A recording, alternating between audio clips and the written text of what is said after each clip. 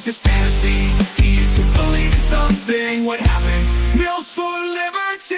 Gnostic sex cult, building his own world. A Gnostic sex cult, unhinged from reality. Totally lost it. What can we do? But mocking relentlessly. It's not a Gnostic sex cult, James. No, it's not.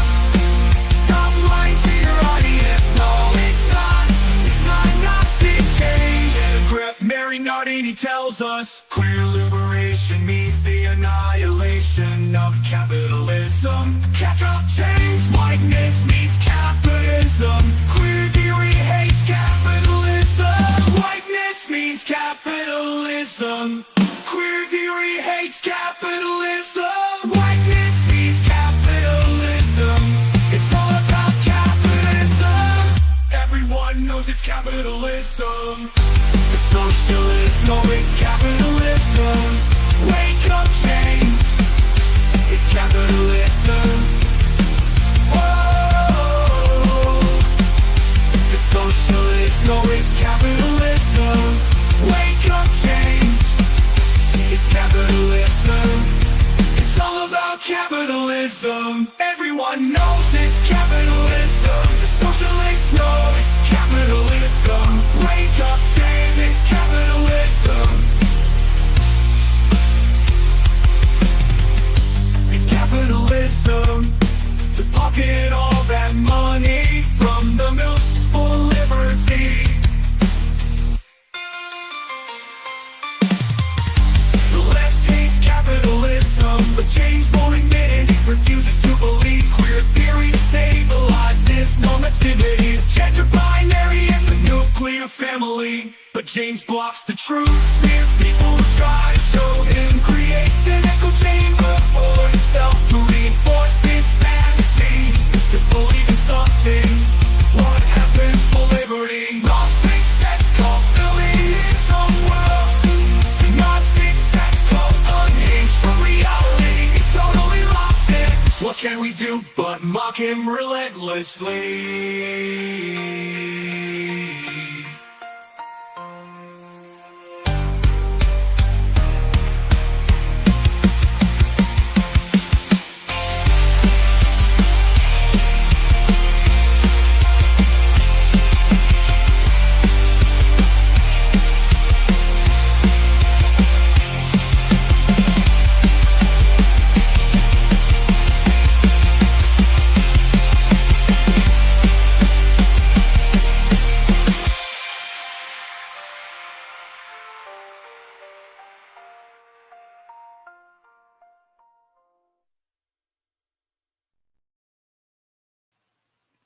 All right, I'm late.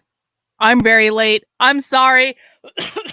It is hot as hell in my office, and my computer is running so goddamn slow, and I think I need to update Chrome, which is part of the reason it's running slow, and everything is running so slow. Okay? Everything is running slow today. Exactly. I mean, can I ever really be late though? Can I ever really be late? I am always exactly on time. I thought we already decided this, guys. Anyway, yes. So my hat, I've actually had this hat for a while. This was the very, very short-lived hat line that I put in my merch store, and they almost immediately stopped letting anyone produce hats in the merch store because like they're not great. The embroidery's not good if you see it close up, but this was like a sample that I got to see what it looked like, and so I've never actually worn this. I did used to sell these, and now I can't even sell hats anymore because they took away the option. Maybe they'll bring it back someday. But I still got my hat, and I think it looks okay. And honestly, the only reason I'm wearing it is because it is hot as hell in my office. It's hot as hell. And my normal hats are knitted, so that's going to be yarn. And then they've got this fuzzy thing on the inside. So again, the normal hats are hot. This hat may not be perfect, but it is not sweltering for me to be in. I did not get a humidifier bought. I did not, but I need to do something because my computer is running slow. Everything is slow. Anyway. So we got a lot to talk about today. What we're going to be doing, I think for the most part is I decided I wanted to be responsible because unlike James Lindsay, I'm going to behave responsibly. Naruto says, fun fact I recently learned, Oprah is a mispronunciation of her real name, Orpa. They went with Oprah because she got tired of correcting people. I mean, Oprah's better. I'm sorry. It just is. But that is a fun fact, Naruto. I appreciate that. And now my StreamYard is running slow and I'm frozen for some reason. This is just great. This stream is already turning out really great. My computer's not even working. I'm not moving on the screen. Jeez. All right. Well, I'm going to have to do a restart of my computer or something after the stream. Anyway. So last week, we watched a half-hour video from one of James Lindsay's best friends, Lisa Logan. And Lisa Logan walked us through an overview of her Oprah, Law of Attraction, United Nations, WEF, meditation, globalist, Gnostic, sex cult conspiracy theory. And if you think I'm joking when I say that, I'm legitimately, I might be saying it in a funny way, but I'm legitimately serious. That is what that was. If you go back to last week, you'll see a thumbnail with Lisa Logan and James Lindsay and Deb Fillman in straitjackets on the cover. And it was legitimately a half-hour video about how Oprah introduced meditation and the law of attraction to the masses in order to exert a one world religion where everyone was going to have to give up Christianity and practice Gnosticism. And this is all because of Oprah and the United Nations and other things. But that was basically what it said. I'm not lying. People can fact check me. You can go watch the video for yourself. I swear to God. Now, James Lindsay thinks this theory is based, right?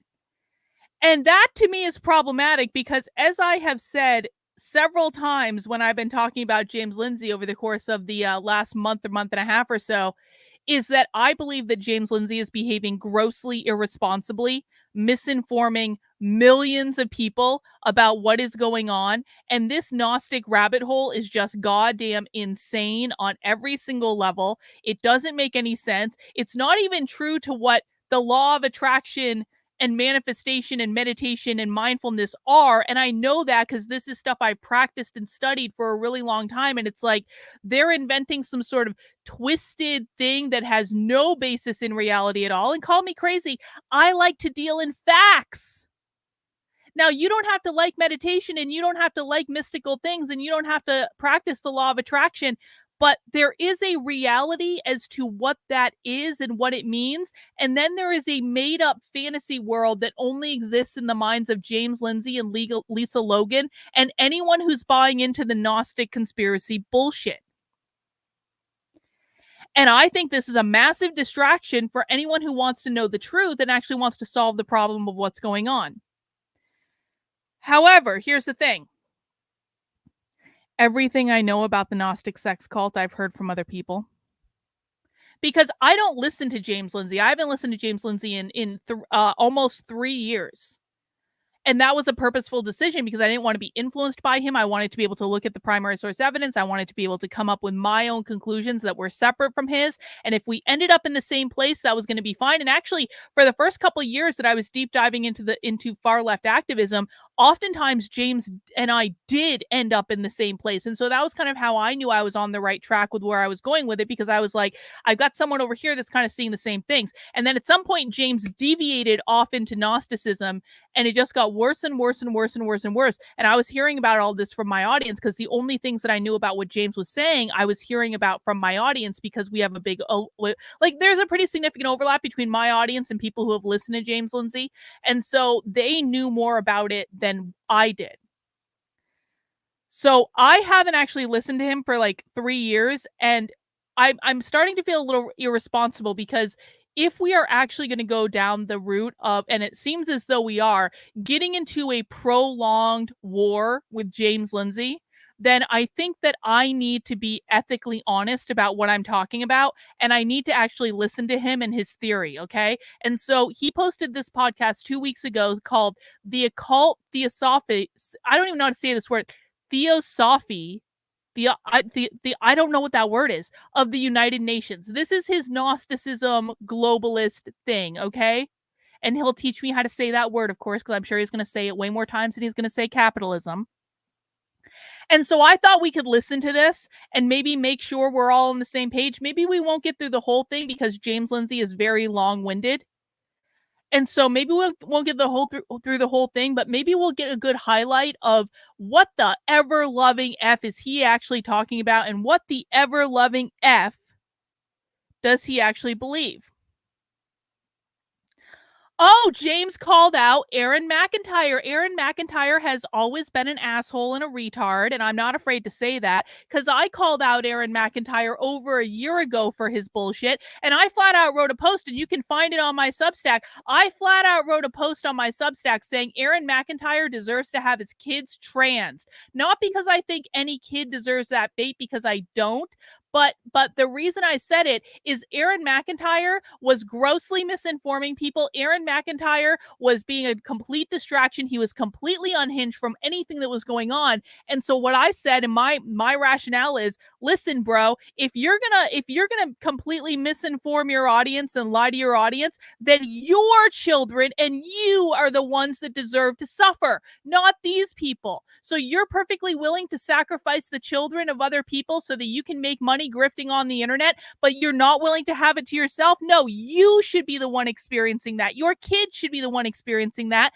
because you are the one that is sacrificing other people's kids. And of course, I got in trouble for that because, oh, why would you wish anyone's kids trans? Well, why aren't you pissed off at Aaron McIntyre for grossly misinforming his audience and setting them up to a position to where their kids could be subjected to this? Why aren't you more pissed off at him than you are at me for pointing out the truth? But of course, that doesn't fly because we can't tell the truth in the anti-woke movement. And the same is fucking true for James Lindsay. No one wants to call James Lindsay on the carpet for this bullshit. No one wants to call out James for grossly misleading millions of goddamn people. I'll do it. Fine. I'll do it. So we're going to be listening to this today, and we're actually going to listen to what his opinion is. But there's a couple other things that I just want to go over first. Number one, I have a Sophie update. And I just have to talk about this because it's honestly, if you have followed my Sophie Lewis content, Sophie Lewis is our ginger dragon. She's our favorite abolish the family socialist. We love Sophie. And Sophie is just so great because Sophie does so many like Sophie things. Sophie made an entire tarot deck out of socialist memes that is on her Patreon, and I actually subscribe to Sophie's Patreon for $3 a month to get her full download of what all the socialist memes mean in her tarot deck, and it was actually kind of brilliant, and I should share that at some point because it was actually really brilliant, and I was definitely amused by it. And now Sophie has done the next most Sophie thing ever. Sophie's learning Arabic. And I don't know if you can appreciate the hilarity of this unless you actually watch Sophie with us at some point because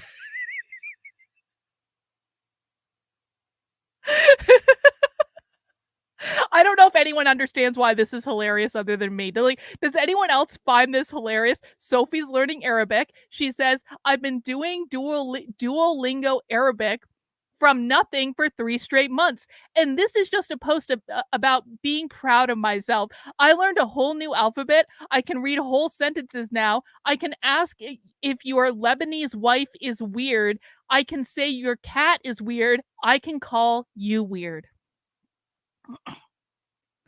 Sophie is she's queering Arabic.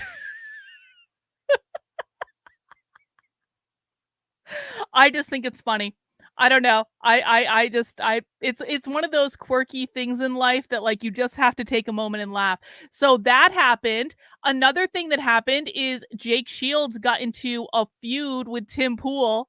Did anyone watch this yesterday?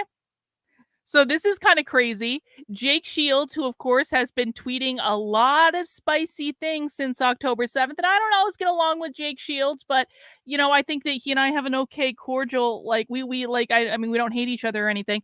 And so like I was amused to see Jake Shields call out Tim Pool on this, and Jake Shields posted yesterday, Tim Pool is such a joke of a man with no principles. Last month he told me he would let Have and Nick Fuentes on to debate Israel. I think that means have me.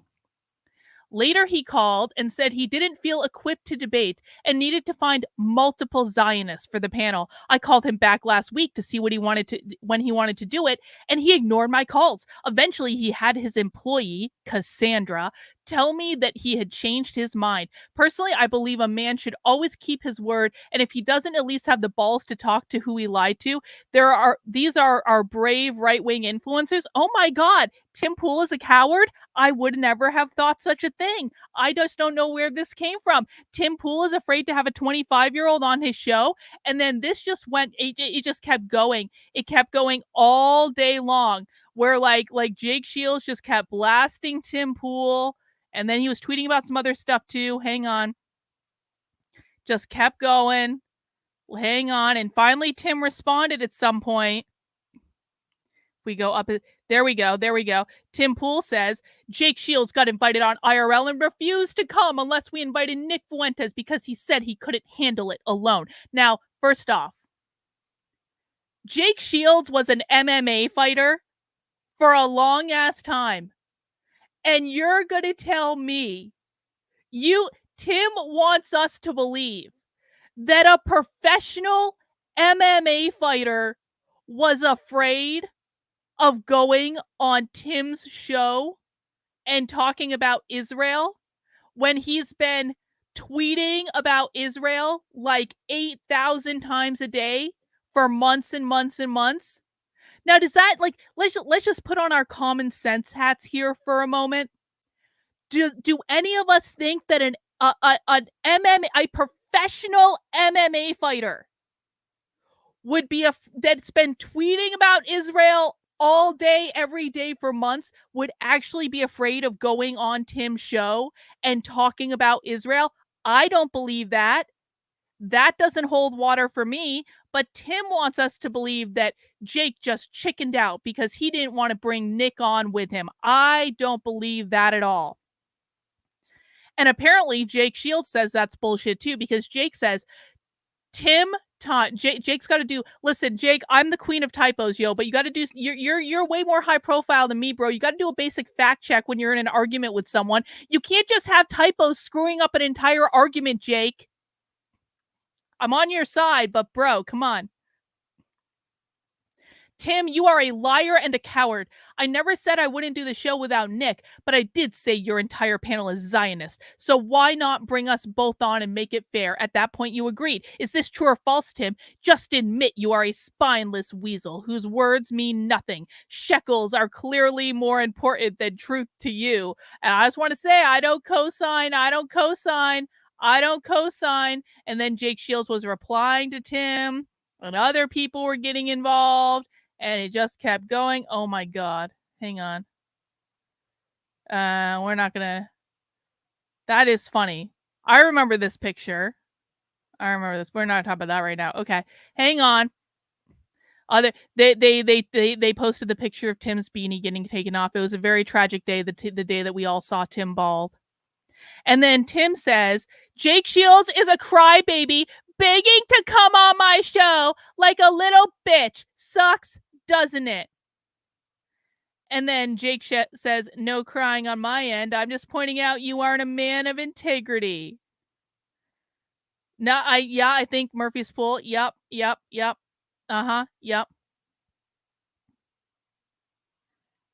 And this is the big one. And YouTube, I disavow this tweet. I am just reporting the news, YouTube. I don't agree with anything that Jake Shields said in this tweet, YouTube. Obviously, this is fake, and this is hate speech, and this is bad, and no one should ever say this. I'm just reporting the news, okay?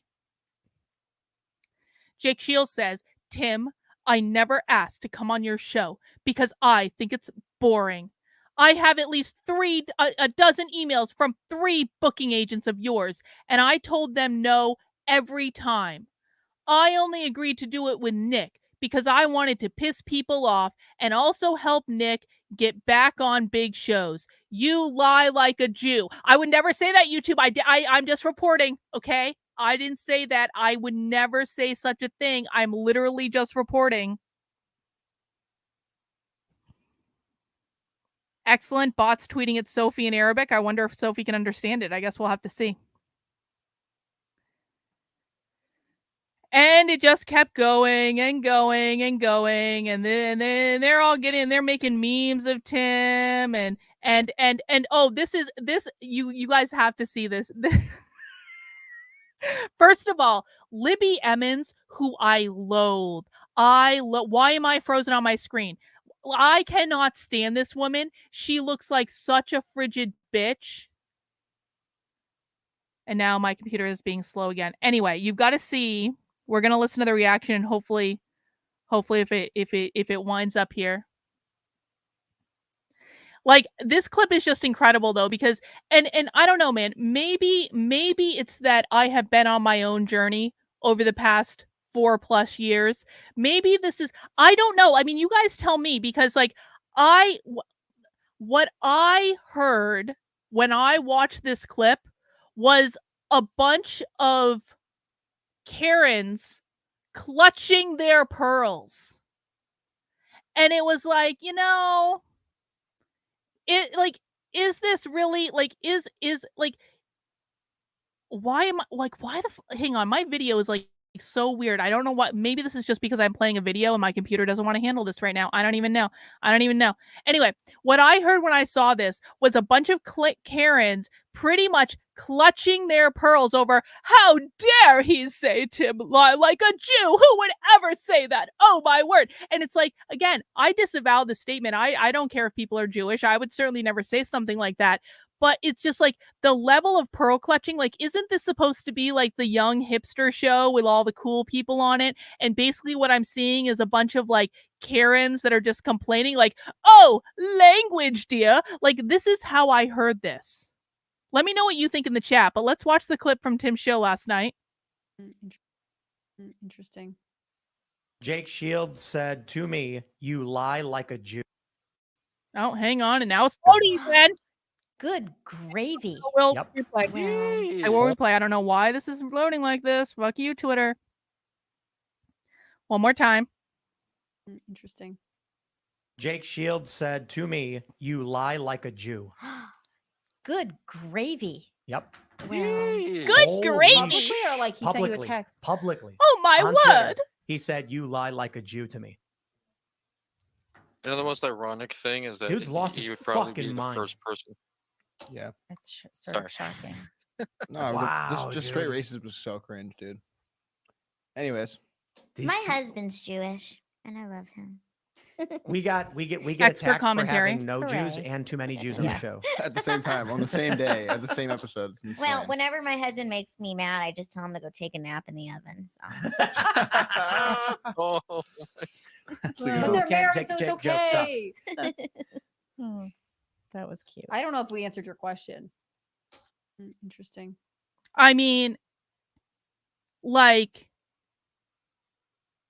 I don't mean to be that guy, but I don't I don't understand the appeal of these people. I just don't. And again, maybe it's that I've grown a lot in the past 4 years, and I'm just like, maybe I am like, listen, man, I've gone into the deep end of the far, like the revolutionary, radical far left. I look at disturbing. Maybe it's just like my, what is it? My tolerance for crazy and outlandish shit has just increased to a point where like I'm like off the scale now.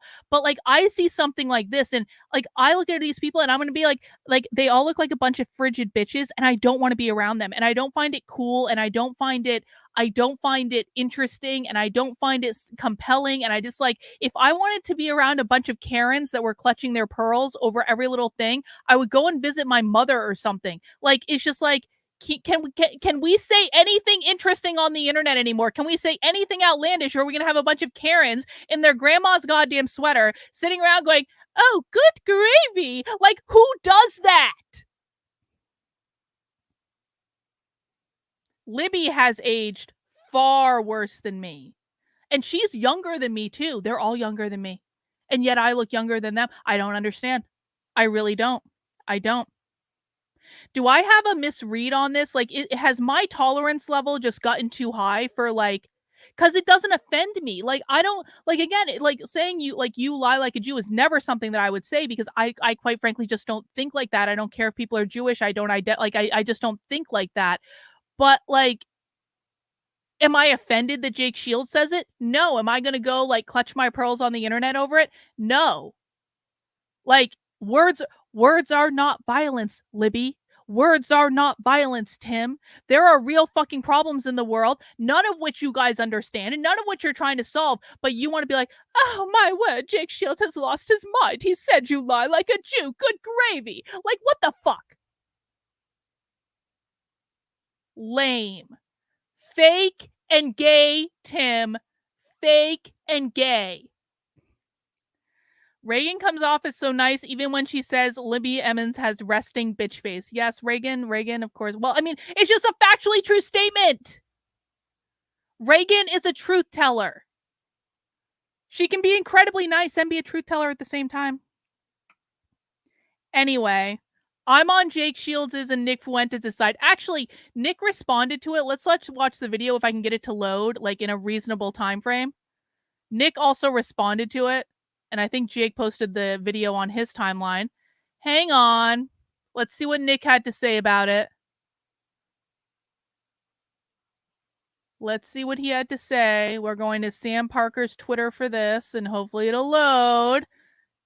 Come on, Twitter, do your thing, do your thing, do your thing. Okay, hang on. Let's see what Nick had to say. Nick wearing his father's tie again. Like, if there are any groypers watching, like, can someone please, like, take Nick shopping and get him some new ties? Because really, like, Nick has, like, 2 good ties. He's got that nice blue tie. I like the nice blue tie. I also feel like there's a red tie that doesn't look bad. But, like, this is, like, Nick's father's tie. Nick needs a new wardrobe of ties. And I feel like if Nick isn't gonna find a hot, young, Italian Catholic virgin girlfriend to help him out in this regard, he can at least get the groypers to help him out and buy some new goddamn ties.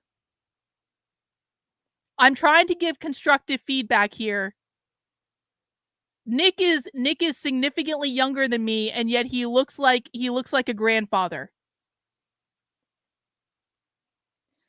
Anyway, let's listen to what Nick had to say about all this.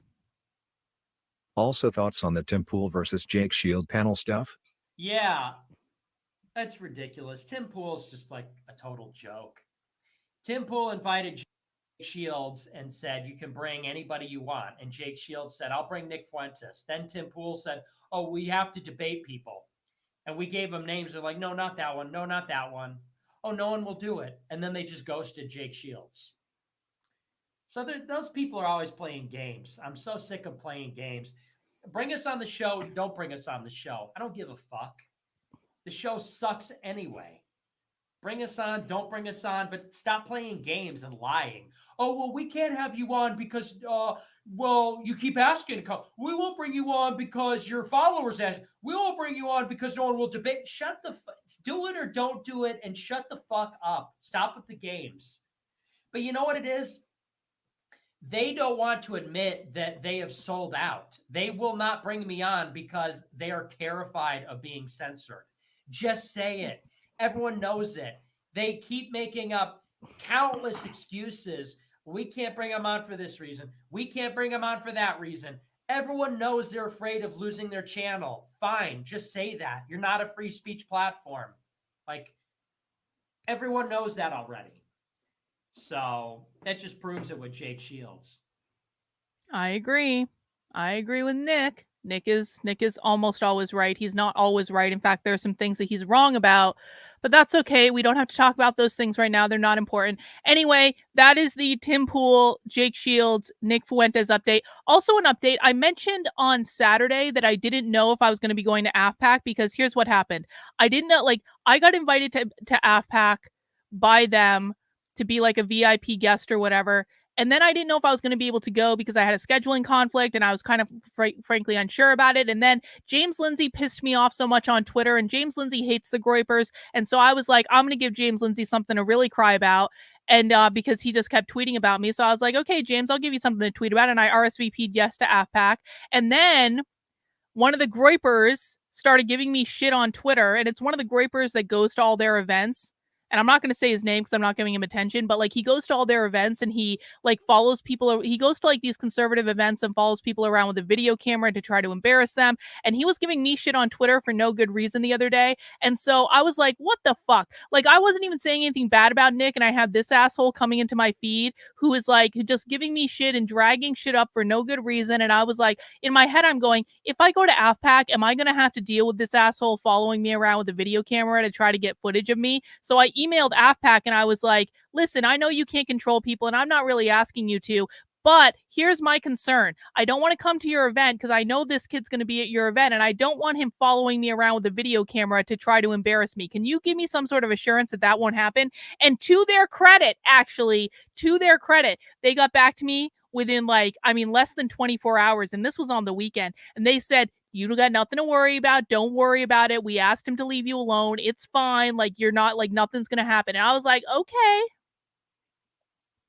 I was actually legitimately impressed with that because I was really in my head. I was like, because I don't like asking for that sort of thing. I don't like asking for people to tell that asshole to cut this shit out. I don't like doing that. I just want people to be cool, man.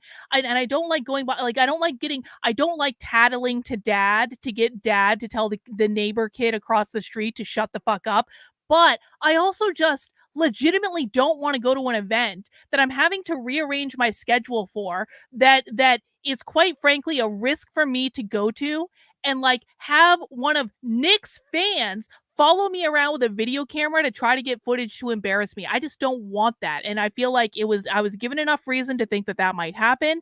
And so I did what I did, but I actually wasn't expecting them to do anything because it's kind of like they can't control people at their event. And I don't quite frankly expect them to. I don't blame, them for his actions. It's just but I feel like they handled it appropriately in a way that I'm actually really impressed by. And so I guess I still am going to AFPAC. So I guess we'll see. We'll see. Unless something else happens. Who the hell knows? But it is my plan at this point to go to AFPAC. So I'm looking forward to that. Last thing I want to talk about before we dig into the James Lindsay video, and this is actually kind of a serious thing. Did you guys hear this Macklemore thing? Now, I don't know who Macklemore is other than I know that he makes music that I would never, ever, ever, ever, ever, ever, ever normally listen to because it's not my thing. I don't like hip hop at all. But he put out this song dedicated, I guess, to the Columbia kids. And it's all about the Columbia protests. And there's a very specific line in this song that I want people to listen for. It's at the beginning. And I want to know if you guys can pick out this line. Hint, hint, it's about private property. I want you to listen to the lyrics of this, and I'm going to make it big on the screen, and I want you guys to pick out the line that I picked out, okay? You can pay off Meta, you can't pay off me. Politicians.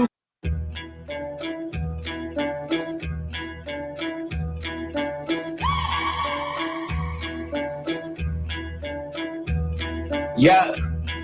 The people, they won't leave. What is threatening about divesting and want a piece? The problem isn't the protests, it's what they're protesting. It goes against what our country is funding.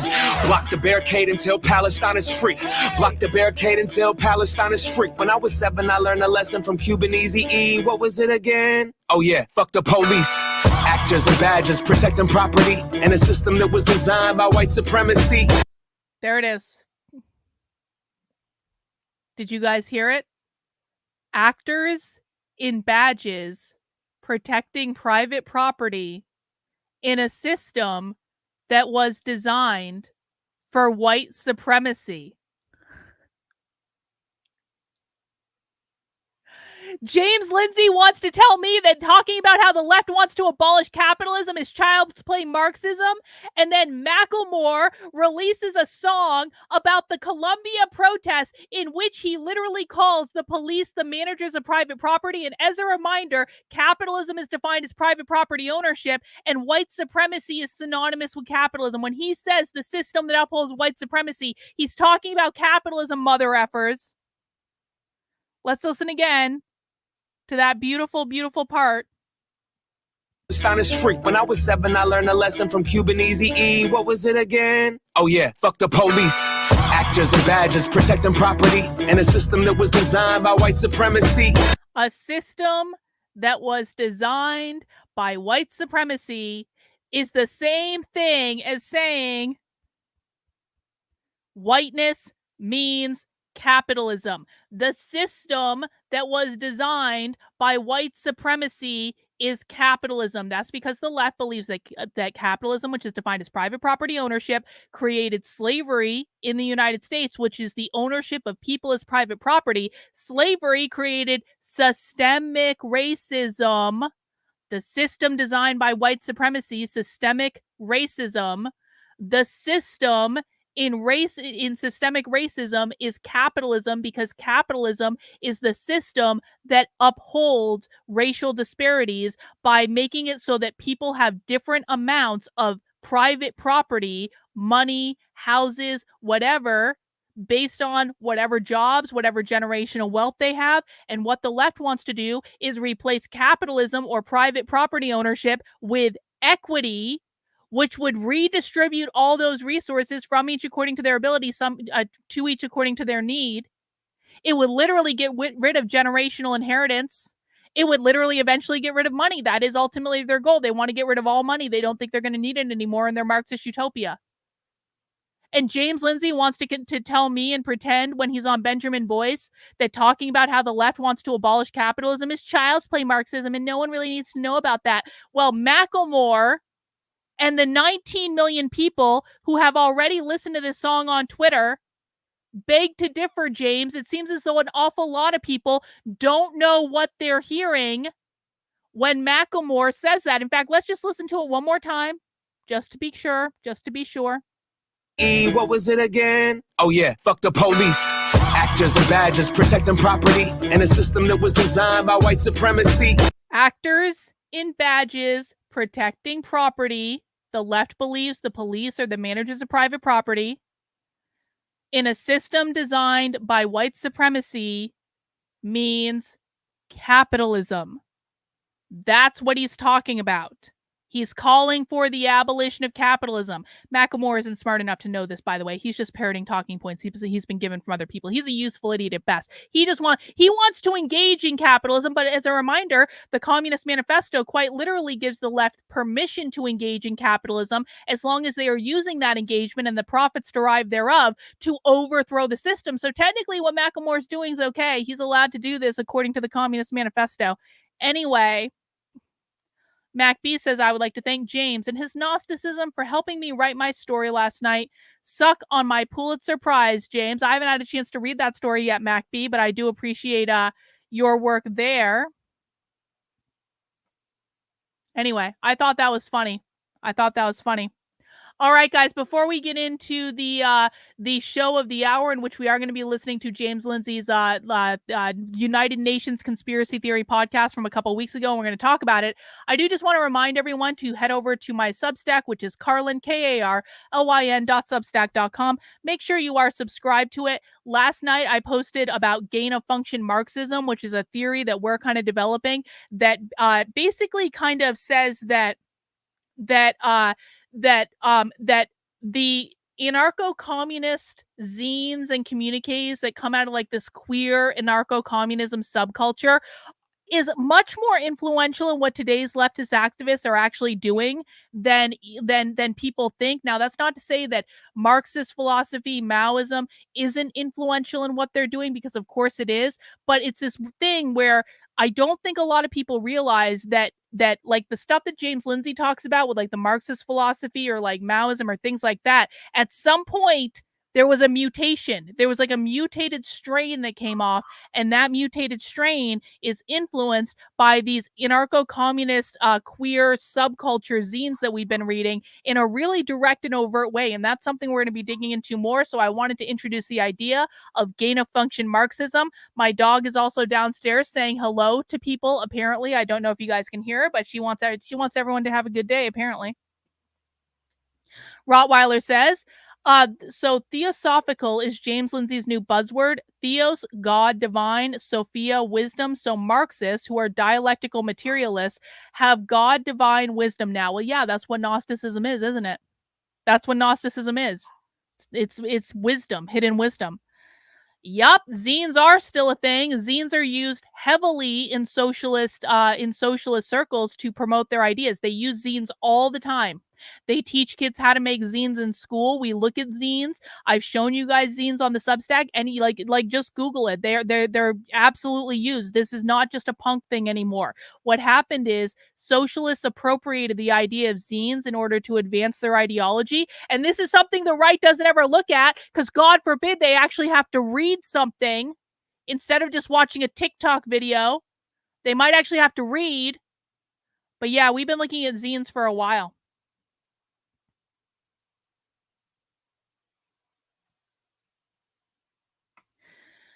Well, Kyle, you're going to get chewed out again, because that's not why you're getting chewed out. That's not why you're getting chewed out.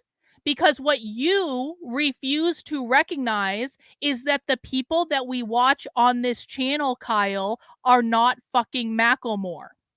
So don't fucking twist my words, and don't fucking whine in my chat when you get your fragile little feelings hurt, when you are willfully misinterpreting what's being said in order to feel like you owned me and you got one over on me. No, bro. No. The people that we watch, Kyle, if you're not, I understand you're a member of the channel. I appreciate that. But if you're not smart enough to understand that the people that we watch on this channel on the regular are not fucking Macklemore, then there's no hope for you, bro. Don't fucking twist my words in my own chat. Not allowed. Anyway, I hope I made my point. Let's see. Let's just jump right into it. I don't want to do any more promoting right now. We are going to listen to James tell us about whatever the occult thing, United Nations thing. Yeah, you're cool, Kyle. Don't worry. I wasn't yelling at you. I wasn't yelling at any other Kyle other than the one I had displayed on the screen. That's it. All right. Well, I guess let's just see how this goes. Everyone, please make sure you mount the like button for me. Please make sure you are subscribed to the channel if you are not already. I anticipate that we will be doing regular James Lindsay debunking episodes, because for reasons past my understanding, that has now become necessary because James can't get a fucking grip. All right, let's listen.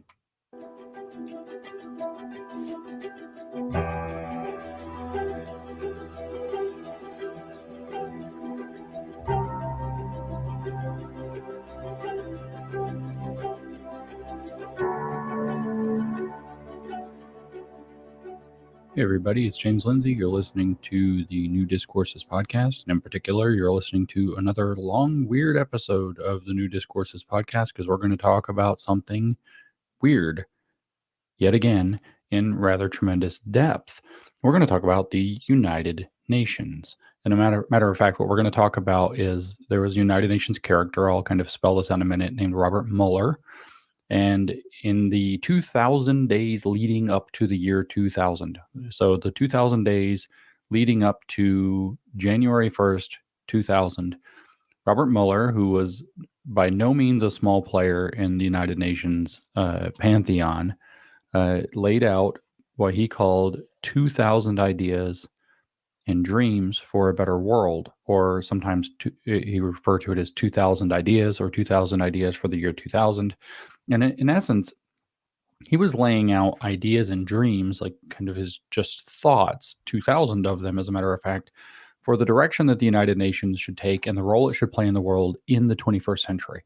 And the point of this podcast is to tell you some of what he said, and so that we can realize that the direction of the United Nations, whatever the United Nations was intended to be from its origins, and since it originated with the Huxleys, I don't think it was necessarily ever meant to be a good organization. I think it's always had theosophical roots, but it is unambiguous in these documents that Robert Mueller, and I'll tell you who he is in a second. You know who he is. You just don't realize you know who he is.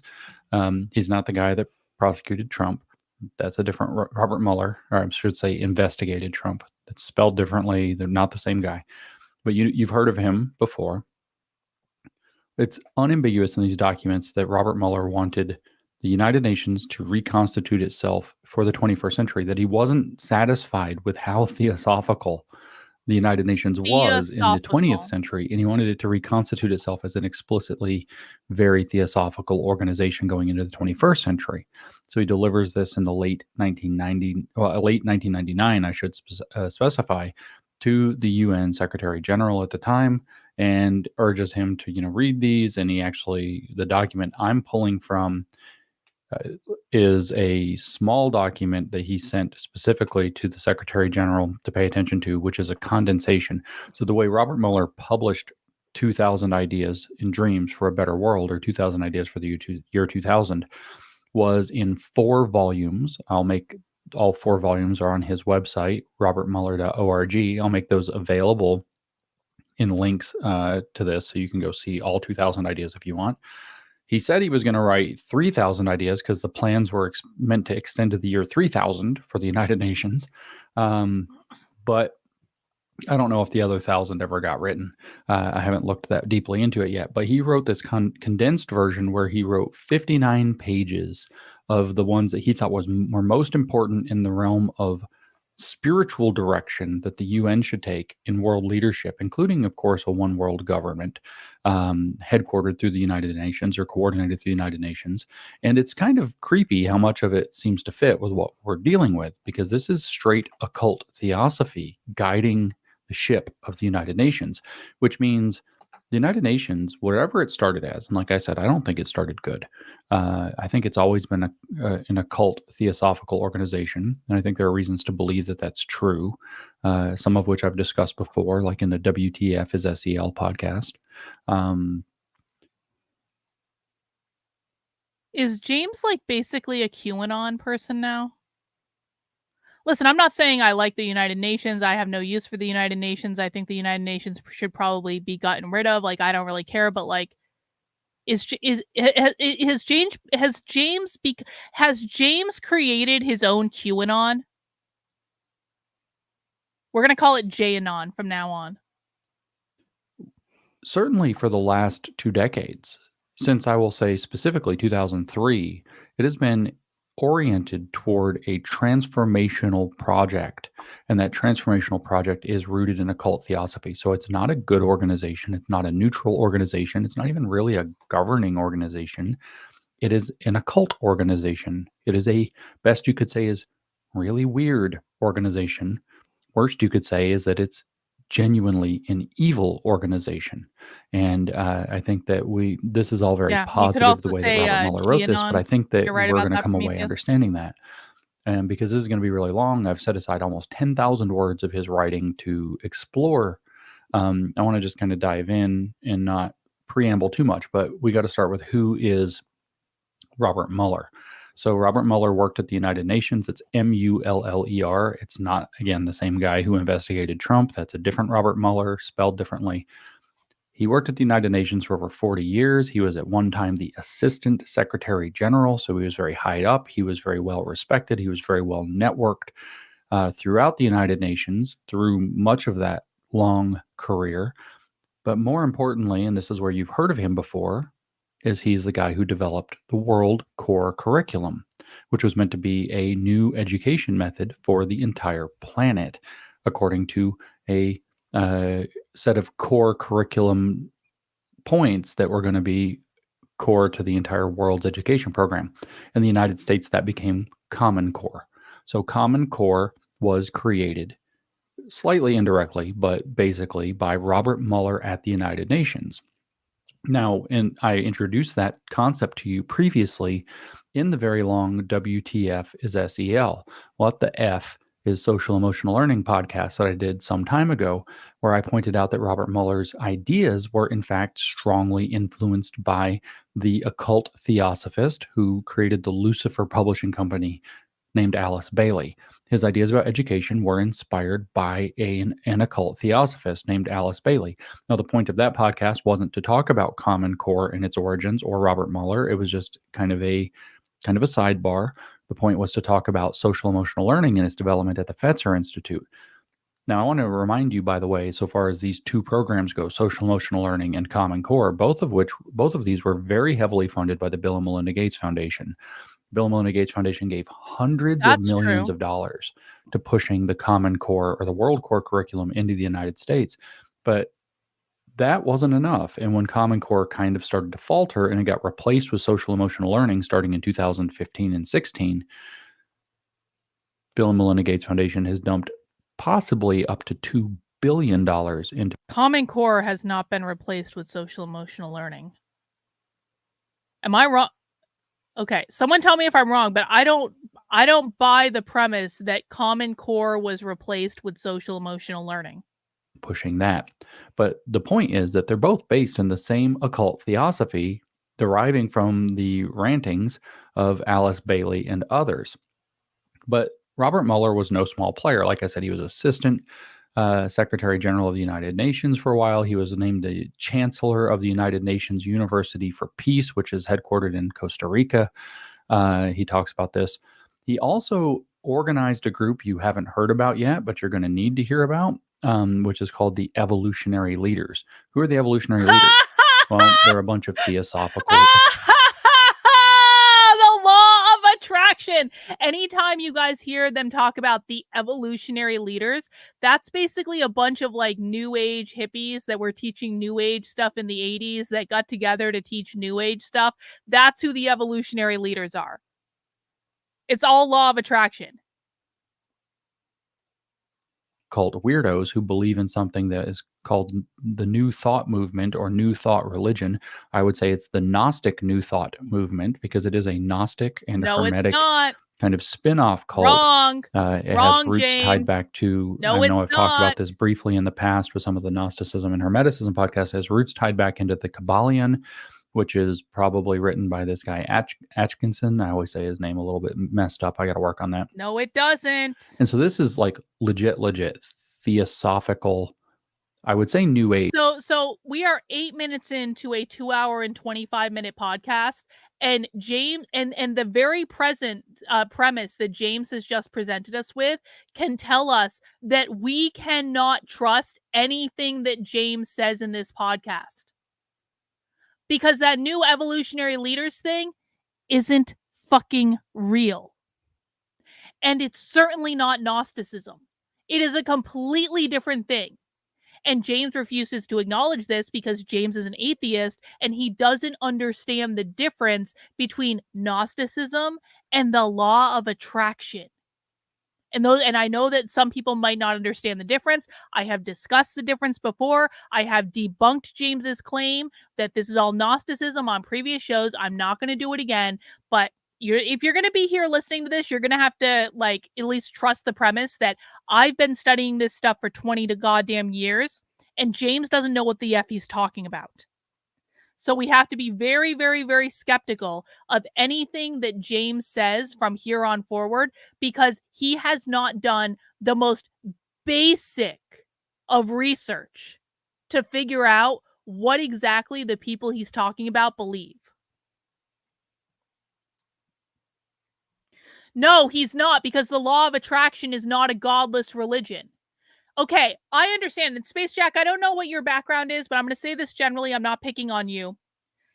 Usually when I have Christians around, and I don't, like, there are Christians that watch my channel, and I don't care if people are Christians, but Christians seem to believe that if you're not a Christian, you are an atheist, and that's not true. What, like the law of attraction, that whole vein of spiritualism is not a godless religion. All right. But the name of it's actually New Thought, and that it's a Gnostic approach. It's a Gnostic religion, and their goal is to make a Gnostic one world religion. No, it's It's not. the one religion of the world that's coordinated and Nope. interwoven with the governments, the Wrong. world government through the United Nations. That's not what their And goal is. you would be very familiar if you are a daytime TV aficionado from the 90s and early 2000s. Here it is. With lots of the evolutionary leaders, even though you didn't know you're familiar with them, because Oprah Winfrey has platformed every single one of them. The so-called New Age stuff, which This is exactly what Lisa Logan was saying in her video last week. So we can now assume that Lisa Logan didn't come up with any of that on her own. She got fed all of that from James Lindsay. Correct, Common Core hasn't been replaced by SEL. It runs in parallel, just close enough for SEL to be used in schools to teach Marxist themes. Yeah, I mean, so again, that's another premise that James gets wrong. And again, people might think that that's a small deal. Okay, James is confused. They run parallel. What's the big deal? Listen, I don't like social emotional learning. I don't want social emotional learning in school. I don't like Common Core. I don't want Common Core in school either. But we need to acknowledge that they're two different things, and that they both still exist in schools because facts and reality matters.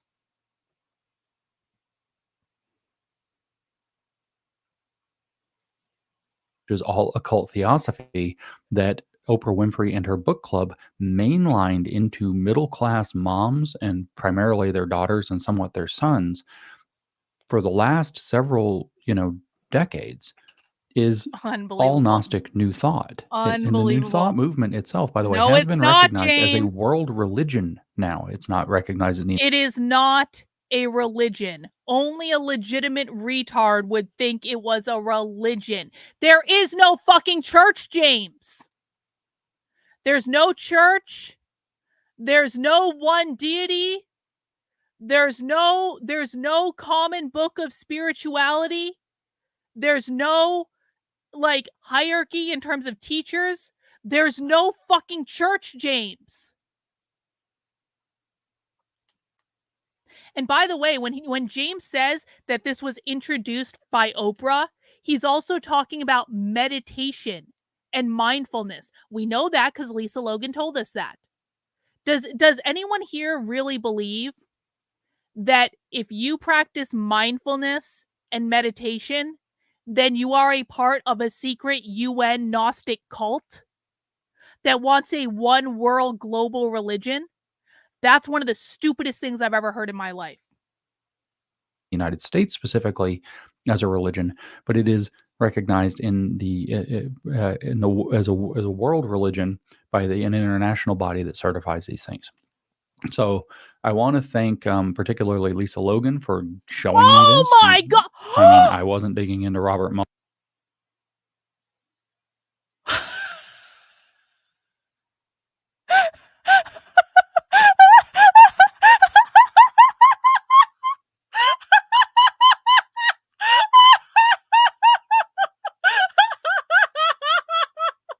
Holy shit!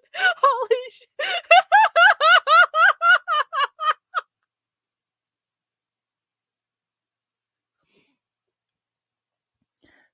So apparently these ideas are coming from Lisa Logan, like a former QAnon mom who has way too much time on her hands, and she's delivering them to James Lindsay. By an international body that certifies these things. So I want to thank particularly Lisa Logan for showing me this. I mean, I wasn't digging into Robert Mueller. I probably should have been, but she started to, and she showed me this, and she's helped me understand and link out all the connections between Robert Mueller and the United Nations to the evolutionary leaders, which she's researching tremendously right now, and to the Gnostic New Thought movement, which she's researching right now. And she got into chasing all this down basically by pursuing the Alice Bailey stuff that we were talking about a year ago.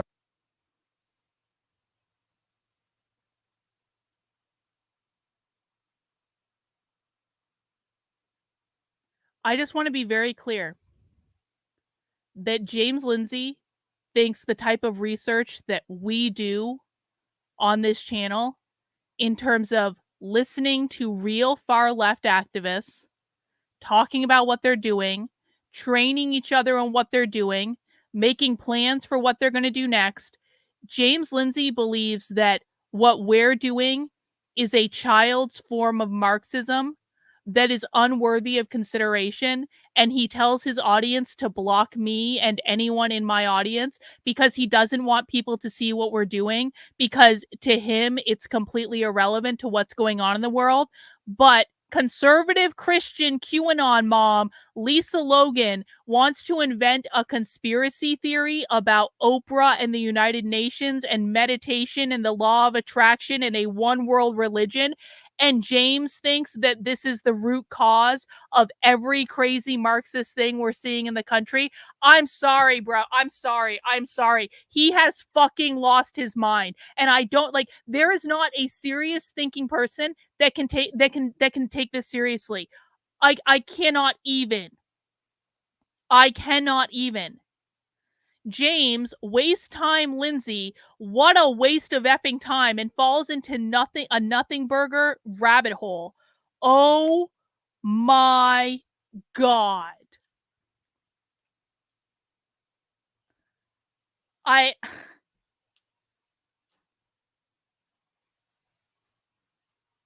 am so angry right now. Like this makes me angry. I cannot believe he's doing this. And even more than that, I cannot believe that people are allowing him to do this without calling him on the carpet for it. This is ridiculous.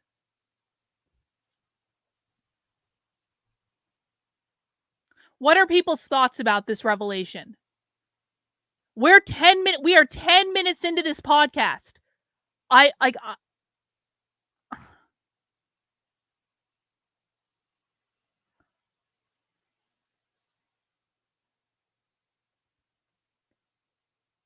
Am I wrong to be as flabbergasted as I am? Because this is not an act. I want people like, I really like, I feel like I'm pretty authentic on the internet anyway. I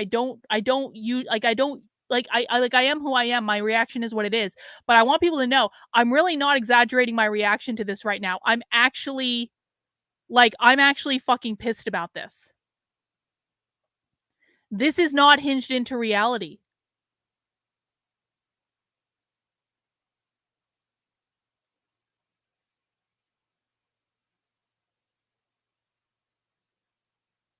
Am I wrong? Someone, if I'm wrong, argue with me, please.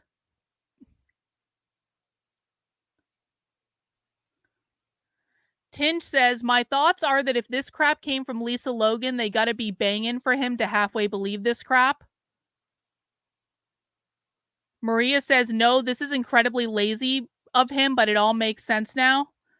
Sin says, you have a right to be pissed. Raven's Poetry says, this is a disgrace for him. He is a PhD and a professor.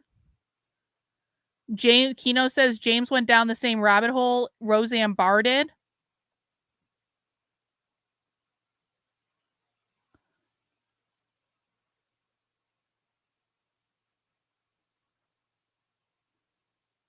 James is legit crazy in real time. It is absurd. This is fucking crazy. No, I really have though. I really like.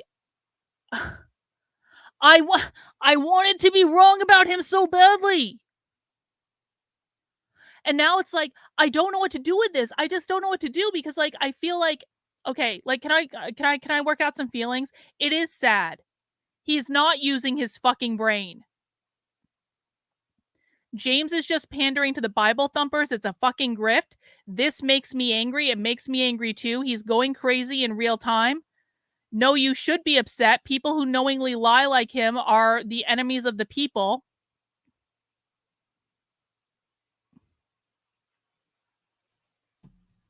I don't even know what to do with this information though, because it's like, no one listens to me. And I'm like, I can show you exactly what they're saying and no one effing listens. And then we find out that the person who has probably the biggest platform for explaining to people what the left is doing and what the left is has just like, he has lost his fucking mind. And people are believing this. What are the comments on this video?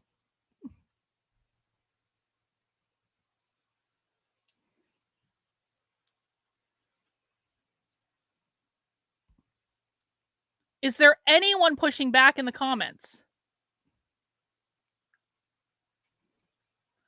James, you didn't know it, but about a year and a half ago, you were a key factor in pulling me out of a church that teaches Christ consciousness. Even then, you were putting all these pieces together, and what you said clicked for me. This is... James has started his own version of goddamn QAnon. This is real.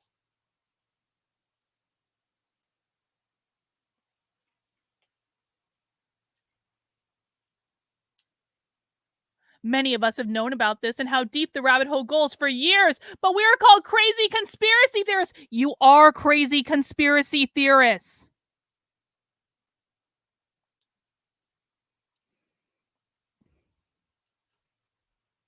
I am This is one of your finest podcasts that James has ever done.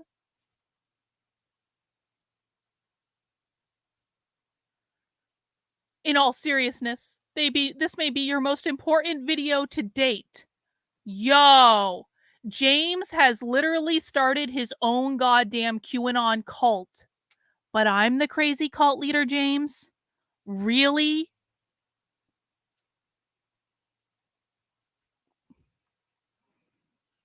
It's as if he's setting a trap for the right. You throw something like this out there and people will think there's nothing they can do to stop the Marxist takeover. Oh my God, I'm so goddamn blown away. I am so blown away. I cannot even. Not enough people are seeing this video. It's so important.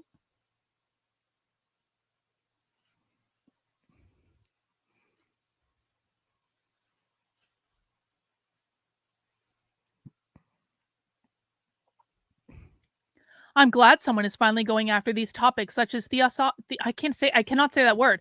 And the new branding of Gnosticism and the occultism that we have been seeing decades. Oh my God.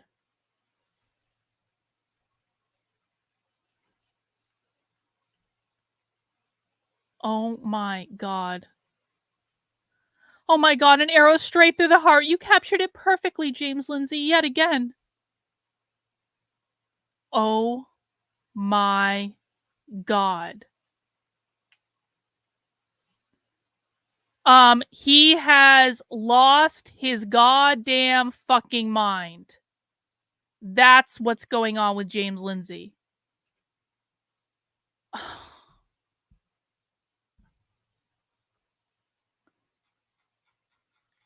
Guys, this video has 52,000 views. My videos get 1,000 views on a good day. On YouTube anyway. They get more views other places, which is fine, but I can't.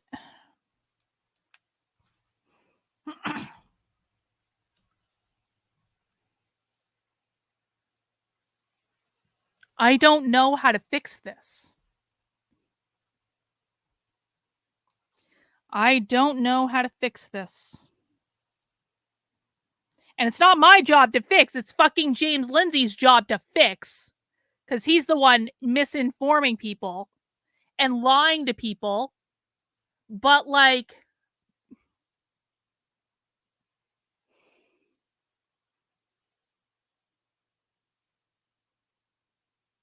it really does seem as though there's just, like, the anti-woke space wants to be lied to. The audience in the so-called anti-woke space, which has never really been anti-woke, they just want to be lied to. I don't know what other conclusion I can draw. Honestly, it's like people want to be lied to. They want to be fed these conspiracy theories. James Lindsay has concocted a massive, like, fantasy. James Lindsay is basically writing a sci-fi novel. And I'll bet you what? I'll bet you that James knew years ago that all hope was lost. I promise you this is what happened. Well, I don't know this for sure. I'm making a hypothesis. I think that James Lindsay, like me, knew years ago that there was no possible way of turning this around. And so instead of actually trying to fix the problem, he decided to jump off the cliff and start writing sci-fi fan fiction because it amused him to do so. This is all a sci-fi. This is not fucking real.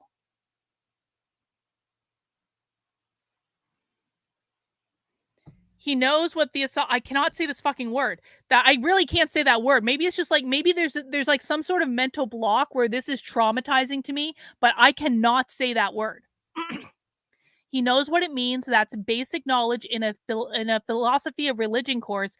He's trying to rile up Bible thumpers. It's the sad truth. James Lindsay, trust me, trust me, bro, pinky swear, Lindsay. Yeah, exactly.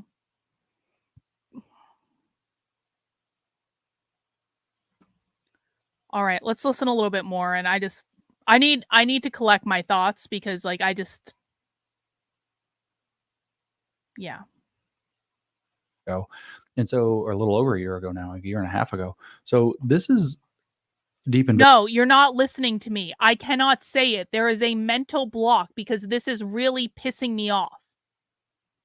It's not that I don't know how to say it. It's that I cannot, my tongue is not working in that way. I cannot say it. dark stuff, and I'm barely skimming the surface of it. And I really want to thank Lisa Logan for all the work she's doing and for bringing this to my attention so that I can bring it to your attention. But if you really want the deep dives on this, she's already been putting some of it out, and she's going to be putting a lot more of it out that's going to really expose this. You need to go follow and pay attention to Lisa Logan. So she's at I am Lisa Logan. Everything's spelled the way you think it is. That's on the X, and you can figure her out further from there. She's doing an amazing job. You know, I really...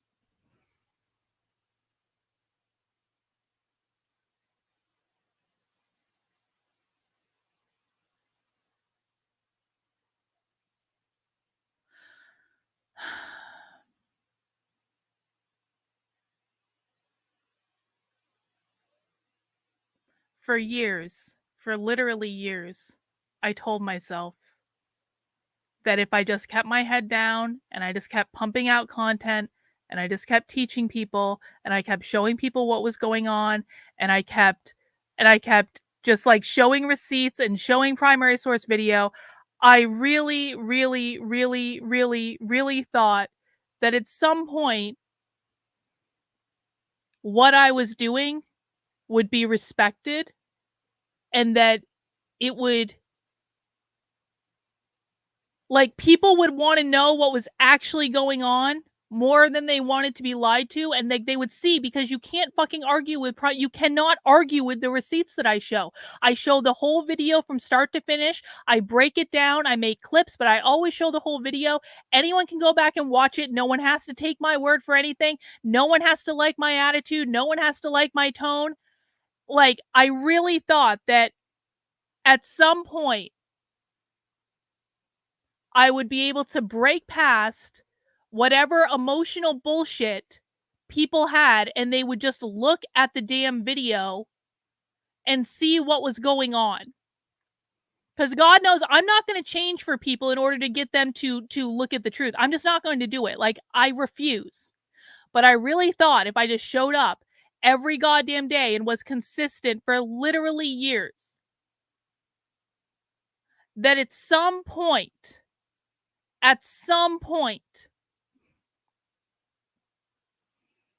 people would be able to see. But no,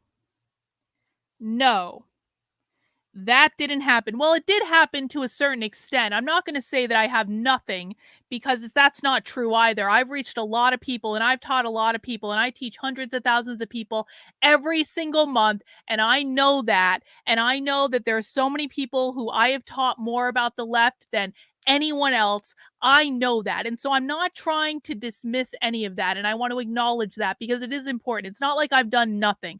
I am extremely proud of the body of work that I have.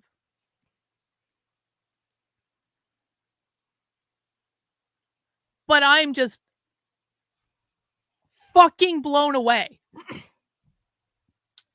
that what is now considered peak thought in the anti-woke space is something that is blatantly false, completely unhinged from reality, that hasn't bothered to put basic levels of research in, that is a giant masturbatory exercise in confirmation bias.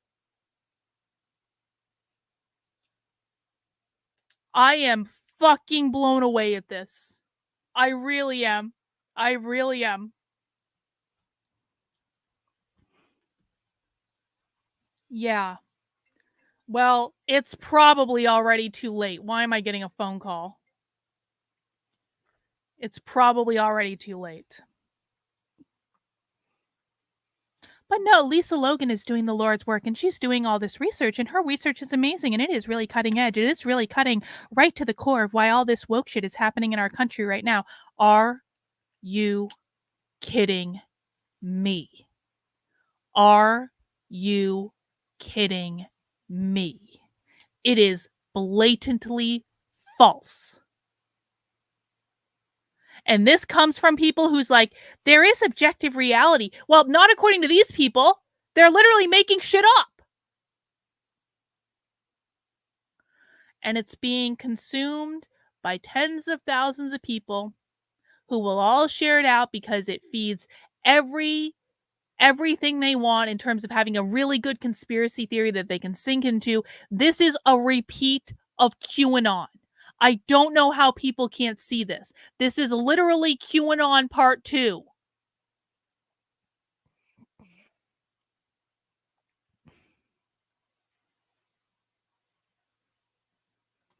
You know, I've recently figured out that I have a problem with putting men that I like on a pedestal and overlooking their lesser qualities out of an abundance of appreciation for things that I like. And I suppose I could do this with women too. I just don't tend to get along with women. And I do tend to look at like the potential in a person, and I tend to try to look, I tend to, and maybe this is just my coaching background, like I tend to try to look at like the positive that I think people are contributing first. I know this sounds bizarre when people see me yell on the internet, but like you got to understand that if I'm yelling on the internet, there's been a build up to me yelling on the internet. Like in real life, what I try to do is I look at a person, I say like everyone has different potentials. Everyone has different gifts that they can give the world, right? And if you're really good at one thing, like let's take Christopher Rufo, for example. Christopher Rufo is doing exactly what Christopher Rufo should be doing. He is a master politician. He is a highly effective activist.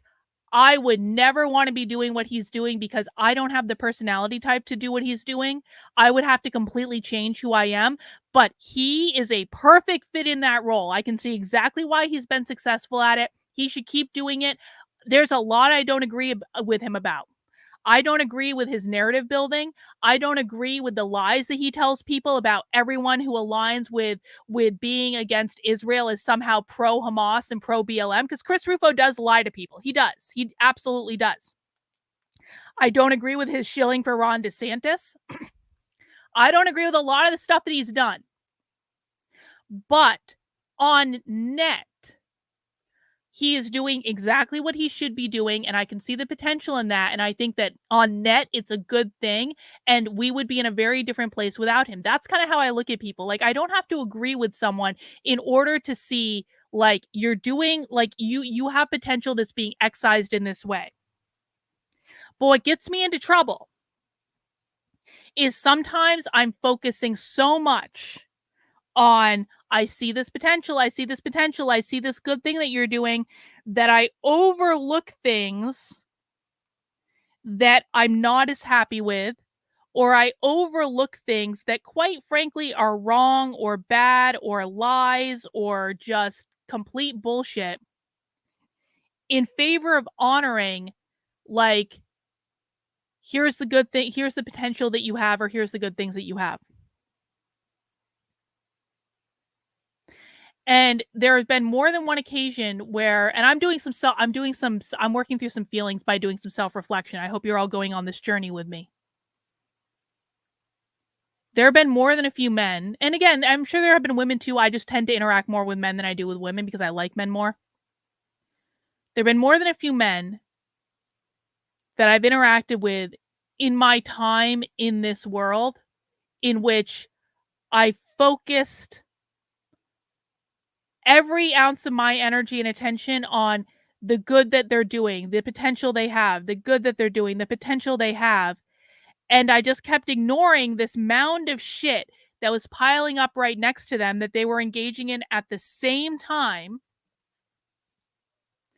until it just became overwhelming. And then I had to fucking knock them off the pedestal and basically like break my perception of them, because it was like I had to have these like come to Jesus conversations where I was like, you know what? That person is actually a really shit human being, or that person is behaving like a fucking child, or that person pretends to be a man but never steps up to the plate and does what is required or what is necessary or even what he wants to do while pretending that he is a man. Like I would overlook like all of these things that were just really inconvenient, or I was like, just compromise, don't rock the boat. And again, I know that sounds weird with me because people see me yelling on the internet and they're like, Carolyn, it's just always burning bridges. Well, by the time I get to a point of burning a bridge with someone, there's been a whole fucking ramp up. This is what people don't see. There's been a whole ramp up of things I've overlooked, things I've ignored, things I haven't said. I never just burn a bridge to burn a bridge. I burn a bridge when there is nothing else that I feel like I can do and still maintain any semblance of integrity.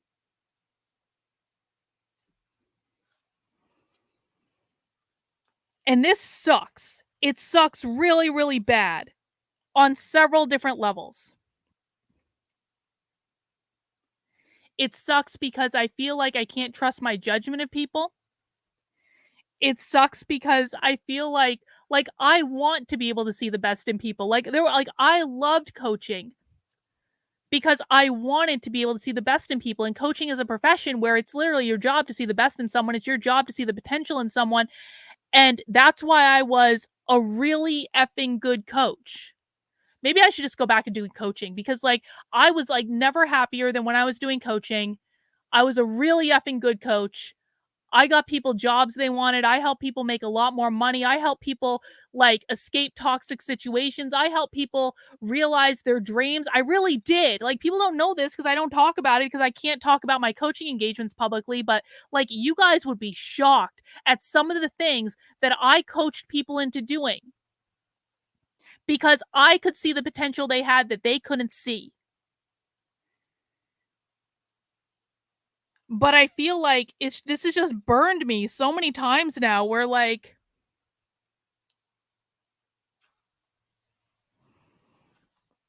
you know, with people on the internet, it's weird. Like no one's hired me as a coach on the internet. So it's like, if I'm seeing the potential in someone, they haven't hired me to coach them. And so it's like a situation where it's very easy for me to be let down by someone who isn't in a position or doesn't want to realize the potential that they have. Because it's like, if they don't have anyone guiding them, like it's very easy for it to go awry.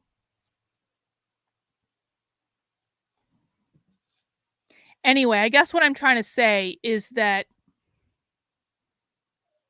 I don't know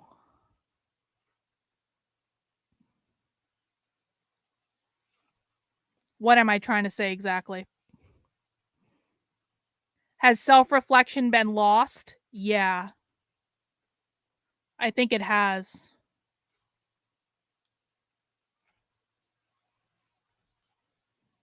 I guess what I'm trying to say is that for a long time, I put James Lindsay up on a pedestal. And even though I wasn't listening to his work was deeply inspiring to me when I first got into all of this. And his work ethic was deeply inspiring to me when I got into all of this. And I really do believe that we would be lost if it wasn't for his efforts. And I guess I put him on a pedestal, and I always thought, like, in the back of my mind, it's like, I knew I wasn't listening to his work because there was a purpose for it. I didn't want to be influenced by it, but I always thought that James would be able to keep it together. And I always thought that he understood the importance of what he was doing and that he would be able to just keep it like literally all he had to fucking do was keep it together. His one fucking job was to just keep it together.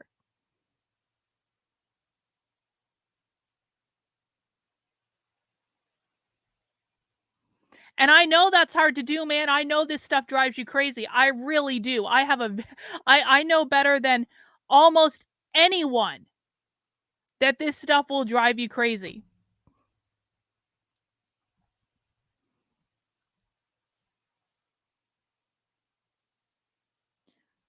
And I feel like, I guess it's not even just about him. I am so sick of seeing these men that I feel like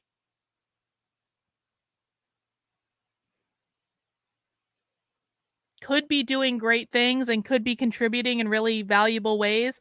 I'm so depressed to see it all fall apart just over and over and over and over and over and over and over again. And this has just happened to me so much in the past several years, where it's just like you see someone on the face of it, it seems like they're doing good work. On the face of it, it seems like they have it together. They've got all the resources they need. They've got all the money they need.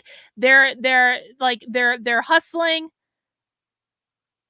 And then it just all goes to shit for no reason other than they just lost it. And then I go back and I reverse engineer, what did you misjudge in the first place?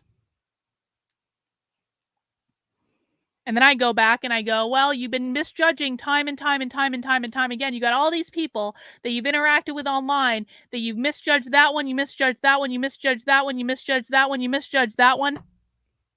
None of these people actually care about anything. None of these people want to do anything more than just get their cock sucked on the internet. And it's so disappointing. Every single time someone that I like or someone that I respect or someone that I looked up to or someone that I considered a friend or someone like that, I mean, it all goes to shit over and over and over and over again. And then it makes me feel like I have a horrible judge of character, which I don't think was always true. Because, again, I never had any of these problems before I got into this space specifically.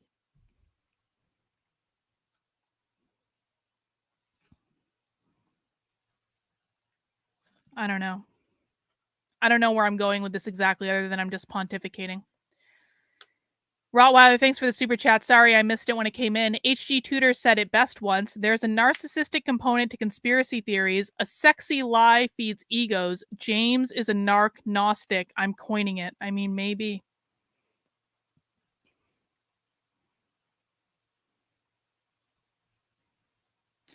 And then... And there's another component of this too, is that like,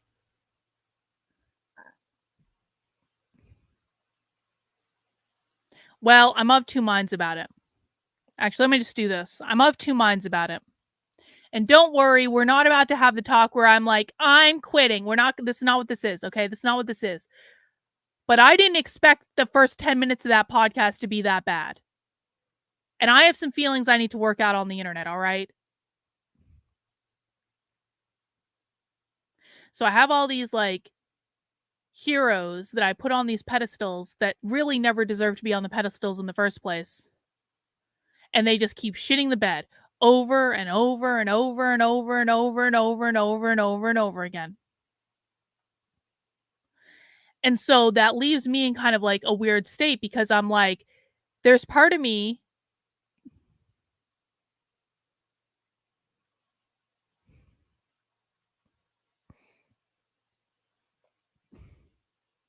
I don't want to play the game that's required to get my content out to a mass audience. And I feel very sure about that. I feel very, very, very sure about that. And a lot of people don't understand this. And this has been an ongoing thing for months and months and months where people are like, why don't you go on this show? Why don't you go on that show? Why don't you go on this show? Why don't you go on that show? And like every single time I'm like, no. And that's not to say there's not shows I'll go on. There are shows I'll go on. I'll go on Bob and Eric Save America because Eric Matheny is a good friend of mine and I trust him and he actually listens to me. And we did a great interview the other day. I'll go on the Mel K show because Mel K is awesome. And she's a little conspiracy theory and a little kooky, but I like her a lot. And she does actually understand a lot of stuff. There are a couple other select shows I'll go on that have producers that I like. Or like the shows that I go on, they follow my work. They may not watch everything, but they follow enough to understand what I'm doing and they respect what I'm doing. The shows I will not go on are the people who don't know who I am, don't know what I'm doing, thinking I'm just talking about socialism in the same way like as everyone else is when I'm obviously and clearly not if you spend any time with that stuff at all. And I am unwilling to play the game that's required to pander to the people who would be able to give me a mass platform to be able to explain my ideas because I just don't want to do it. I just don't want to do it. And maybe that's selfish, but for the amount that I give to other people, I think that every once in a while I have a right to be selfish. And I was in a place where I was put up on this I was put on a stage for a year and trotted around by conservative influencers as part of their goddamn political narrative. And I was so fucking miserable. And I did it because I thought it was the right thing to do. And I was so miserable the whole time.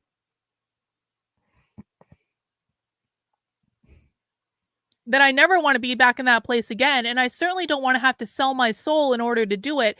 And I've always been of the mind, that like, if I just keep doing what I'm doing, people who care will come. If I just keep doing what I'm doing and I just keep showing the videos and I just keep showing the clips and I just keep doing whatever I need to do to hinge myself into reality, then people will see and people will want to know the truth and people will come. And I really did think that. And also there's just a practical component to this too, in that I want to be able to go undercover at events. I do. I like it. I think it's fun. And so I don't know if it's even possible when I look at the numbers like on that video and it has like 52,000 views and it's all bullshit. We know in the first 10 minutes it's all bullshit. And it's just like, I'm not in a position to be able to compete with that. I'm not in a position to be able to compete with that. I don't want to play the game. I've had massive amounts of smears spread about me by conservatives. I don't want to do what's required to undo the massive amount of reputational damage that conservatives did to me. I don't even want to be on that mass stage anyway. But I care deeply about what this is. That's actually real. And I think that anyone who follows my content for the least little bit of time, like, I don't know how people can possibly see the amount of this content that I churn out and the amount of hours that I spend doing this and not understand that this is not like an act. I actually do care about this. And I care about analyzing it accurately. And I care about people knowing and understanding, and I care about I think that the left is going to win and there is going to be a Marxist cultural revolution in this country in 10 to 15 years if people don't understand. I really do believe that. That's not an act.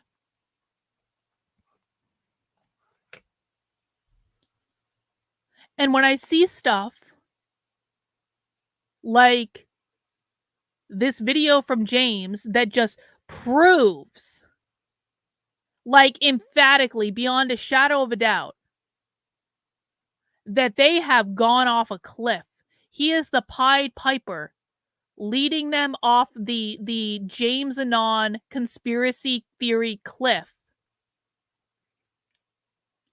I feel I feel pressure to do things that I don't want to do.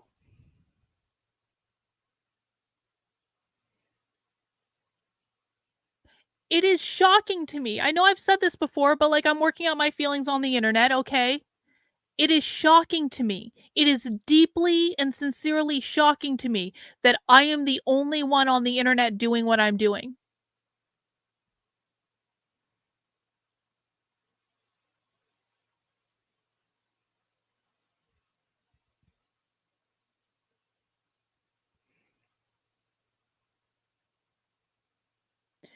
And so when I just get hit in the face with just overwhelming evidence that the people who are in a position to inform millions of people about what's going on have just completely shit the bed.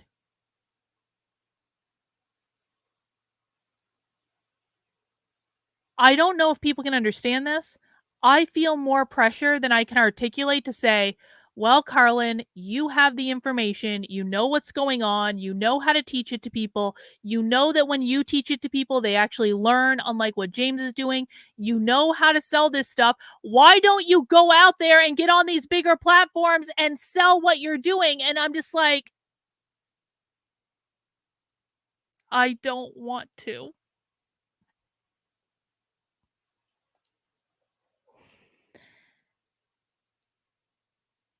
And I feel like I already sacrificed myself to do that in 2020.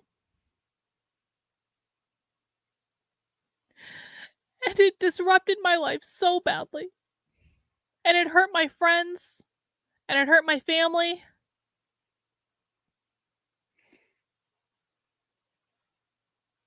And I saw the reaction. I experienced it. I experienced it in every possible way. And I know that some people can get punched in the face over and over and over and over and over and over and over again and just keep getting back up. I finally feel like I've got this cool thing. I've got this cool little niche thing that I'm doing with my channel and my Substack, and I have like I would like more supporters, I'll be honest. Like I would like to be able to have more resources to work with in terms of doing undercover journalism, but we can always work up to that. But like I'm good. Like I'm good. I have my Substack, I have my merch store, I have the YouTube stuff. You guys are coming through in terms of like making sure you're supporting my work financially. Again, I would always like there to be more. I'd always like to do more undercover journalism, but like I'm in a very blessed position compared to like a lot of people, and I get to spend my days thinking about this and talking about this and doing this and teaching this, and I love having this like niche little kind of cult thing. And I love not having any fucking big dollar value people that I have to answer to. I love that I'm doing a grassroots thing. And I don't want to give it, like, I finally feel like I got to a place where I was happy and I had my niche and I knew what I was doing. And there's like a million things that I want to build out, and there's a million things I want to do.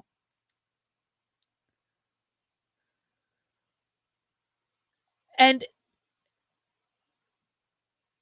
now it's like, I don't know how to explain this, and then to say, like, I feel a tremendous amount of pressure to make what I'm doing more palatable to an audience that I don't really want to appeal to, that I don't want to interact with, because I don't want to interact with crazy conspiracy theorists. I just don't. I don't like it is maddening to me in ways that I cannot tell you guys. But the only thing they have is this bullshit that James Lindsay is feeding them. The only thing they have is the bullshit that these conservative influencers are feeding them. And it's like,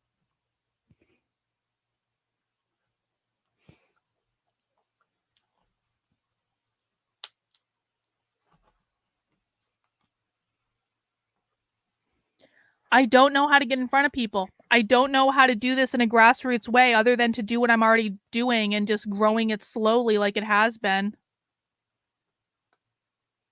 Because it really just seems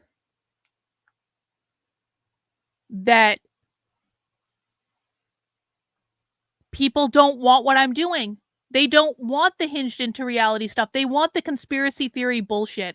And I don't think that this is a good suggestion either. Honestly, we should move on from James Lindsay. Leave him in the past with other con influencers. Well, no. You want to know why? Because this little war with James Lindsay is actually driving more of James Lindsay's audience to me. So that's not going to work either. How the fuck am I supposed to expand my audience when I can't talk about what anyone else is doing? That doesn't make sense.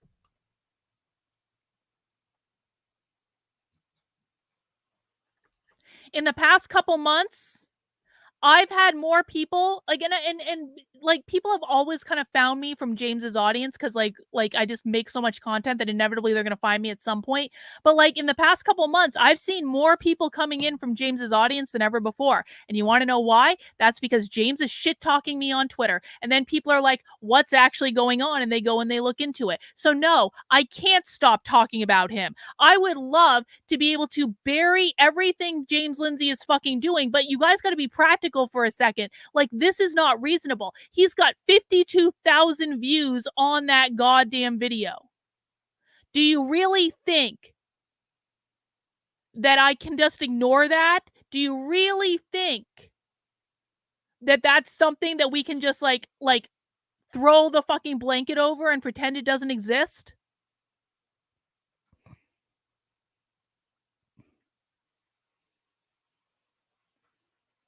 It's like watching drowning people. Hang on, this keeps... Of course, my computer doesn't work. Computer doesn't work. Can't buy a new one right now because I want to be able to put that money to something else. God knows. It's like watching drowning people. Indeed. Indeed. Indeed. In a slightly adjacent topic, my 105-year-old dictionary arrived today. I can't wait to start reading to see how many definitions I thought I knew. That's really great, Alex. I'm glad to hear that. Everyone, buy old dictionaries. Buy old dictionaries.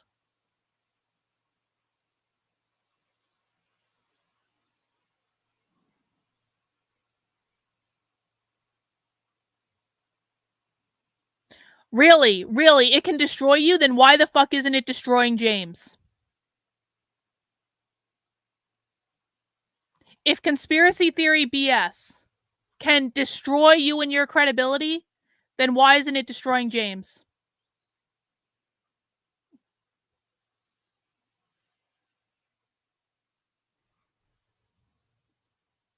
I don't know. Does anyone have any thoughts? I'm watching the chat right now.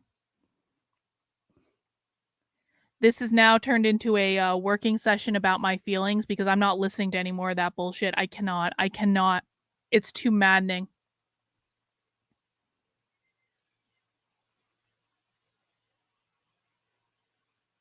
No one actually cares about any of it. It's like...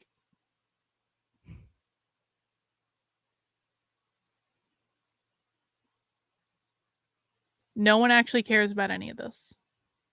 No one actually cares about any of this.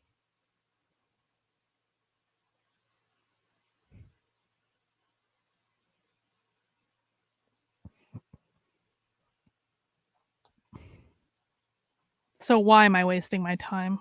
I'm not quitting. You don't need to worry. This is again, I'm not doing that. I'm not doing that, but like, listen, man, I got way too much cool shit going on to quit. I got like way too much cool shit going on to quit. Have you guys seen the fucking epic merch that we're launching in the merch store? Side note. Let me look at something that makes me happy for a second. Have you guys seen this fucking merch? Like, look at this. That looks sick as hell. Come on. Come on. That looks sick. That is, and I've seen it in gold too. I've actually, in the printing on this, when you see it in person, it's so good. It's so good. Look, and this all comes from the zine stuff that we're doing. People who don't know. Hang on. Let me get this up on the screen. This all comes from the zine stuff we're doing with the Unwoke Underground, which is unwokeunderground.com. And anyone can go on this website and download the stuff I'm showing you. You guys can use it in any way you want. But we're making we're making flyers and propaganda zines that we can go and use in the real world in like coffee shops and bookstores that will blend in with leftist stuff. But then when you scan the QR code, it takes you to more information about like what the ideology actually is on my Substack. And we're making all this cool shit. And there are stickers and pins and things. And you guys can go download this stuff and print it all out. You can make stickers, make pins, hang them up in your community. But one of the things I did is I put a whole bunch of it on t-shirts to sell on merch, like that you would get it like an old school like record store. Look at this stuff. This stuff is cool, man. This is cool. I want one of every one of these shirts. Look at this. They must be annihilated. It's so fucking cool.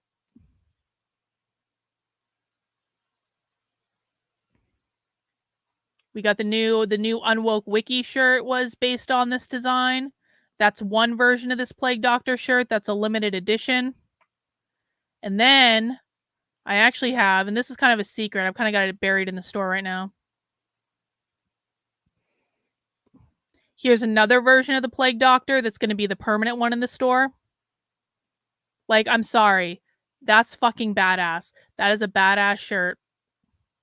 I know it's just like a t-shirt. It doesn't even say anything on it, but it's just like, it's like, I guess what I'm trying to say is I'm too kind of in love with what I'm doing right now in terms of this, like, making cool shit. Look at this.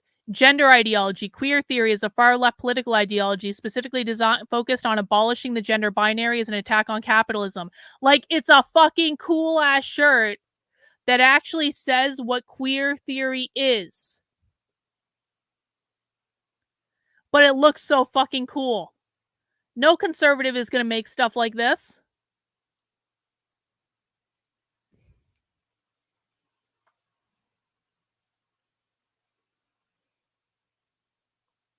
I mean, look at this. This is, again, like a cool-ass shirt.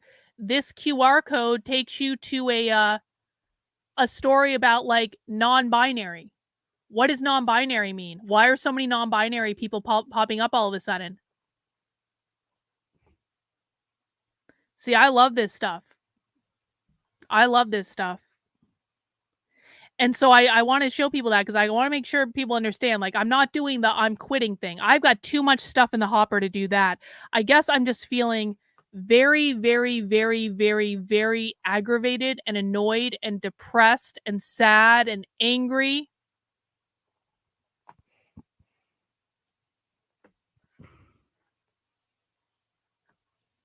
And I don't know how to get this information to more people other than to just do the things I'm already doing. And we're trying to, the whole point of the Unwoke Underground thing is to, like,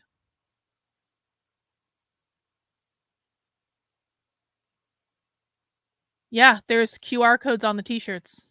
Yeah. So if someone is like, someone notices your shirt, oh, hey, go here, you can get it. Or you can go here for more information. But the whole point of this Unwoke Underground thing is to, like, try to make stuff that we can, like, put on billboards and hang where people hang flyers, and to go onto college campuses, like this one's in a weed dispensary. Like, go to music stores, go to coffee shops where they have those flyers hanging up, go to bookstores where you can leave materials, like print this stuff out. You can print it out on the website right now. And I want to do a whole campaign around this where we're all going to college campuses, hanging this stuff up. You don't need to buy it from me, although you can. Like, these are all like sticker packets that you can get, like a bundle of these stickers, and go stick them around on windows, go stick them around on signposts. But you can also just print them out on your own and do it that way. If you want to, it doesn't matter. So we're trying to do stuff to reach people who aren't just online.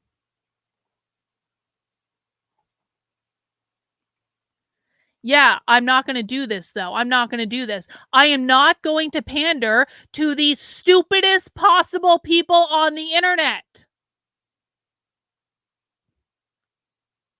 Yeah, my merch is intellectual. The whole thing is intellectual. We need to start communicating with smart people.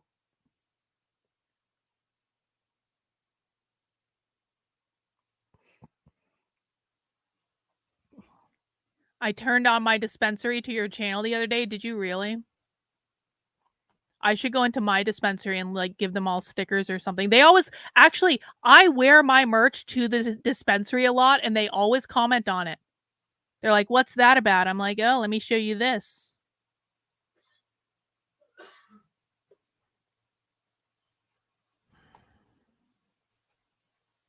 Anyway, I don't know how to reach more people and I don't know how to counteract the damage James Lindsay has done, and I don't particularly feel inclined to play the game that I don't know how to do this well without playing the game that is required to be played to like kiss the asses of these people.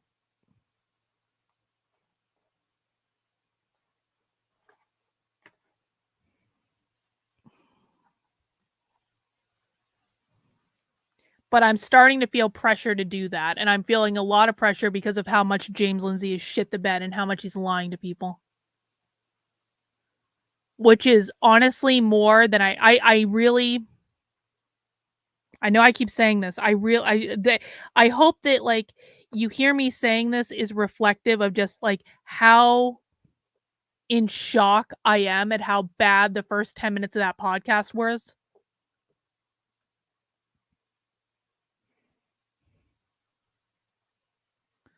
I listened to one of James Lindsay's small podcasts last week and I wanted to punch a wall after it. 20 minutes of my life wasted.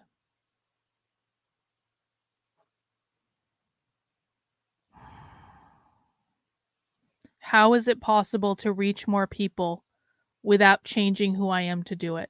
How is it possible to reach more? These are the questions I have. How is it possible to reach more people while still being authentic and true to myself and what I believe?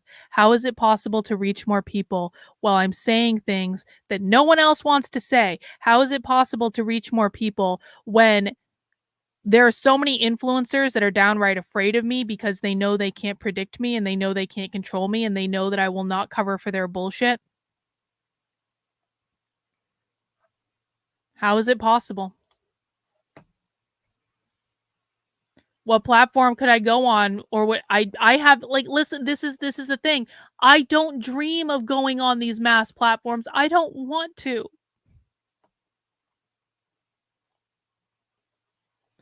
So there's no one that I can say like some people say like I would love to go on Joe Rogan. I don't want to go on Joe Rogan. If I went on Joe Rogan, here's what I think would happen. Joe Rogan would have no like he wouldn't understand what I'm talking about because he doesn't understand my work, and that's not to say he can't. That's not He's a very smart person. I'm not saying he can't, but I'm saying it's like my work is not easy to explain to people. And so if you don't actually look at what I'm doing, then it's impossible to understand it. And so I would be going in blind to a situation where I would not be set up for success in terms of explaining to people things because, and I've been round and round about this with people, I don't think he would have the background on it to understand what I'm doing unless he had watched a lot of my work, which I doubt will ever happen. And so it's like, so then we get into a situation of, well, you can talk about other things. Well, doesn't that defeat the purpose in the first place? And you know what? I would have the extra added bonus throw on of millions of people talking about how I'm fat and ugly and not listening to anything that I'm saying.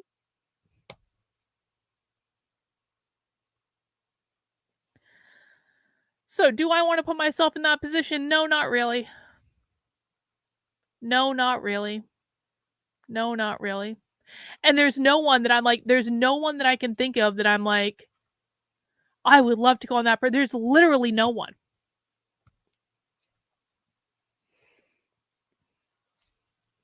Like, remember, I was on a bunch of shows in 2020. And it made me goddamn miserable and fucked up my life.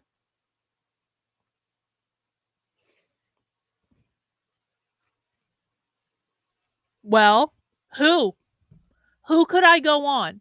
This is the constant problem. Who could I go on that I'm not going to kiss their asses? I'm not going to tell them what they want to hear. A lot of these people are just grifter shills anyway. Who? Name someone.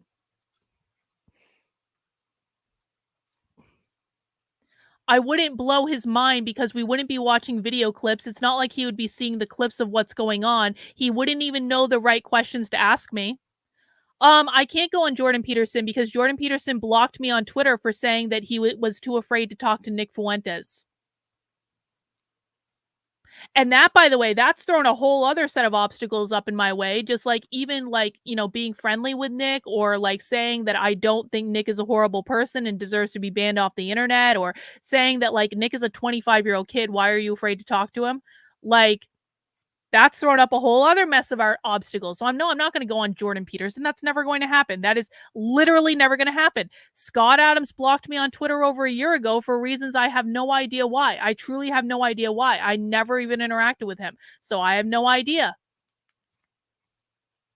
I actually think Scott Adams and I maybe could have an interesting conversation around this, but Scott Adams wants nothing to do with me and I have no idea why. So I'm not going to go barking up that tree because I'm certainly not going to kiss his ass. I didn't do anything to him in the first place. Literally nothing. I did nothing to him. It was around the time when he got canceled by everyone and everything. And maybe he misread something because I never thought he should be canceled. I never promoted him being canceled, but I was tweeting about it at the time. So maybe he misread something and thought I was calling for his cancellation, and that's why he blocked me. I have no idea, but I wasn't. But it doesn't matter now.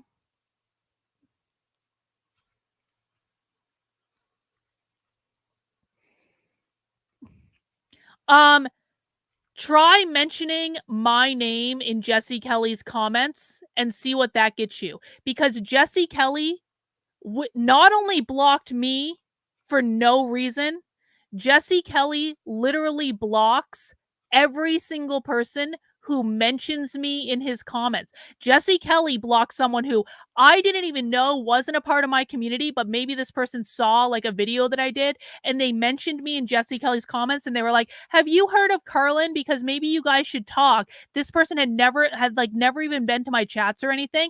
Jesse Kelly blocked her just for mentioning my name. And the reason that I found out about it is she tweeted at me. She's like, holy shit, I cannot believe this. Jesse Kelly blocked me just for asking about you. I was like, that's fucked up. And then everyone started going into Jesse Kelly's feed and asking about me, and he blocked every single one of them. So no, that's not going to work. And I don't want to. I think that I don't have any respect for that guy. I don't think he knows what he's talking about. And this is the problem too, because again, and I feel like we've had this conversation before, but let's have it again. Jesse Kelly doesn't know what the fuck he's talking about. Can we just acknowledge that? I am about 8,000 times smarter than Jesse Kelly can ever hope to be, and I know way more about the left than Jesse Kelly can ever hope to know, and he's intimidated by me, and it wouldn't go well, and his audience would learn nothing because Jesse Kelly would be more interested in destroying me to own the fat, ugly girl than he would be in actually teaching his audience because he doesn't know shit.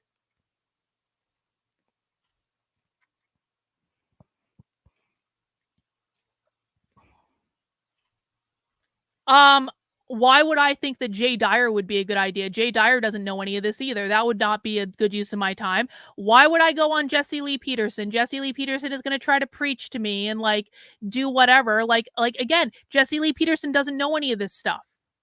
That would be a complete waste of my time.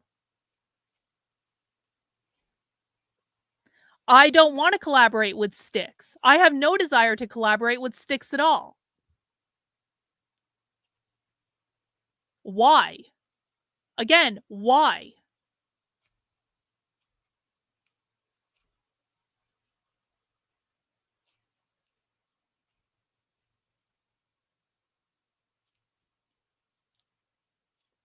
Okay, but this is a giant waste of my time. Why? Like, I don't consider it to be my job to convince conservative fucking Christians that they're wrong about the New Agers, which they're never going to admit that they're wrong about in the first place. So that's a giant waste of my time. No.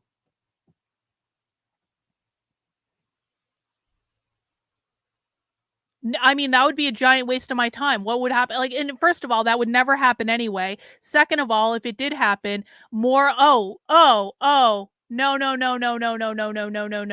Dave Rubin blocked me after I told Nick Fuentes that I heard that Dave Rubin was calling around trying to get people fired from their jobs.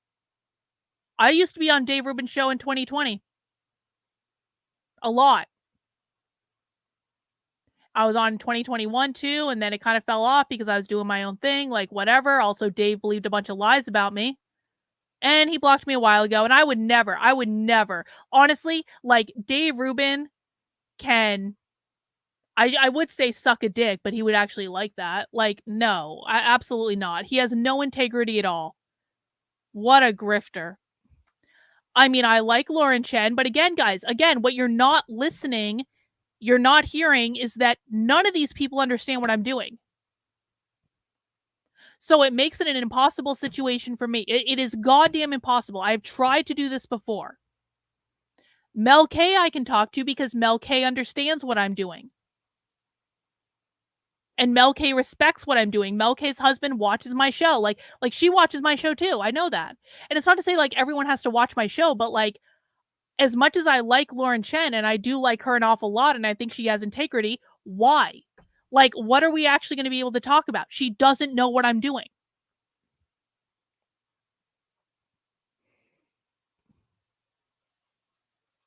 How do you want me to get in touch with Russell Brand exactly? And how is that conversation going to go? Because Russell Brand has no idea what I'm doing.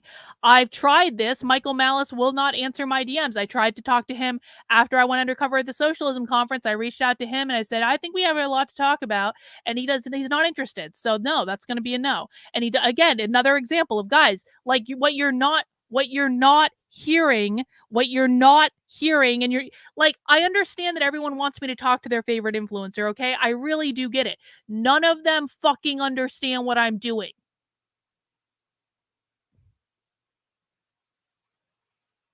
I don't know why you guys aren't listening to this. And I'm not trying to get mad, but it's very frustrating to me. It's like, I cannot go on a show and easily explain what I am doing to people who don't want to hear it, who don't want to look at clips, who think they know everything about everything.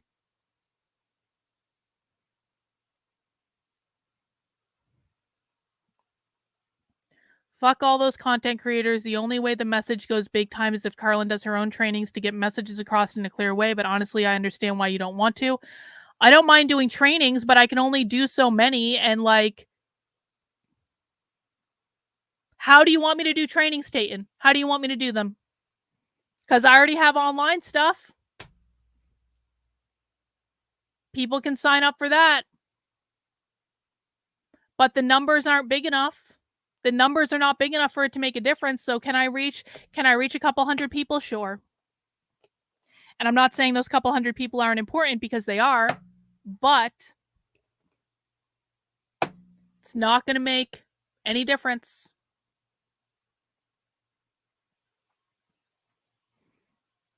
Okay, how do you guys want me to get in touch with Russell Brand? I have no contacts with him. And again, it's like I don't want to play this game. I am not interested enough to talk to Russell Brand to do the networking and the schmoozing and all that stuff. I already have a training program. Why don't you guys sign up for it? Like, I literally am doing one on Thursday. This is what I'm talking about. God fucking damn it. This is what I'm talking about. I already have this stuff. I already have it. There's a video on YouTube with my introductory training. There's a video I put out on X with my introductory training. You can go onto the Substack right now and find it. Like, I've already got it. I've already created it. Again, I'm not yelling at anyone in the chat, but like, I'm really angry right now. Like, I'm really frustrated.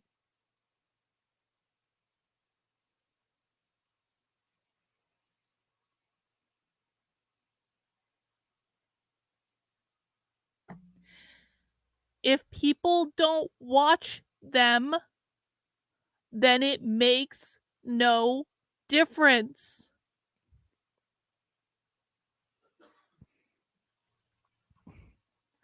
I don't even know what that is, so the chances of them understanding my work is slim to none, so that's not going to work.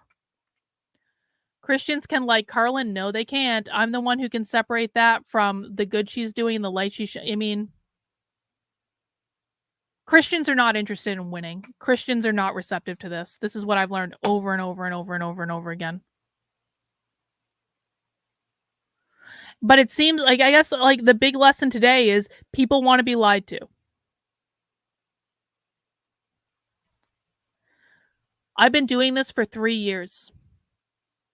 I've been doing this over 3 years. Over 3 years. Almost every day of my life since early 2021. So I've given it a year. I've given it 2 years. I've given it 3 years. We are now in year 4 of me having to repeat the same things every single day of my life.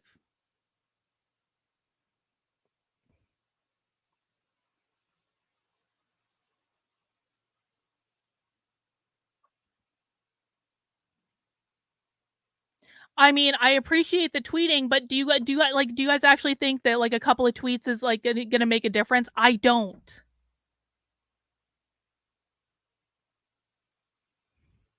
Because you don't want to know why? People don't watch videos. I know that because I can look at the analytics.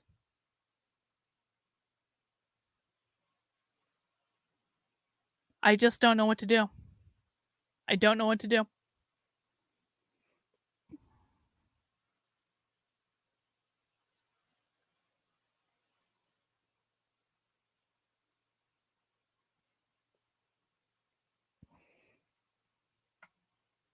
The How to Speak Socialist thing about queer theory and nuclear family is on Thursday. Well, yeah, okay, so fuck the shows. I'm completely on board with this idea. Then what do I do?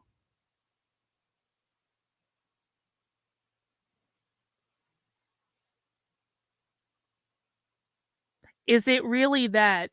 Is it really that people just want to be entertained and that's all they want and they just want to be entertained and like do I need to go to the gym and lose 50 pounds and buy my very best push-up bra and like all this stuff and have my boobs hanging out and then people will pay attention to what socialism is because they can see my tits. Like I don't know what to do.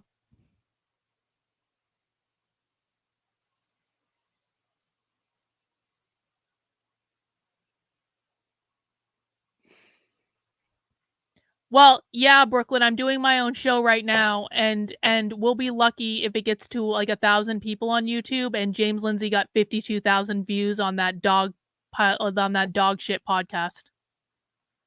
So I cannot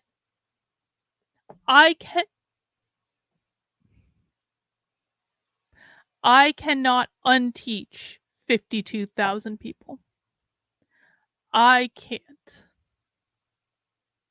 I can't unteach 52,000 people.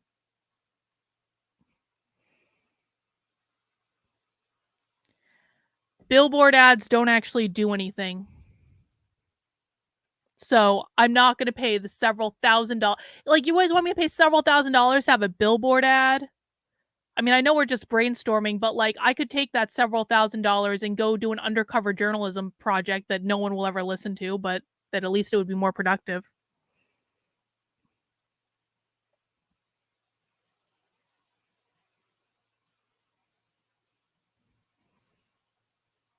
What more podcasts? I've recorded dozens of podcasts that people don't listen to. Homeschool curriculum? I'm not writing a homeschool curriculum. That's not going to happen. Who's going to set that up? Who's going to market it? Who's going to pay for it? Absolutely fucking not. Never. No, like, no. And bro, I honestly, for even suggesting that, I want to block you. I'm not joking. I'm not going to, but like, for even suggesting, like, do you even respect my content at all? No. And that's part of the point, isn't it? It's just like, God fucking damn it. People just want to be lied to.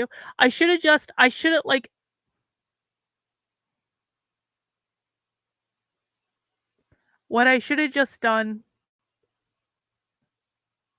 Absolutely not. I would sooner, again, you're now starting to disrespect me. I would never fucking lower myself. Never in this lifetime.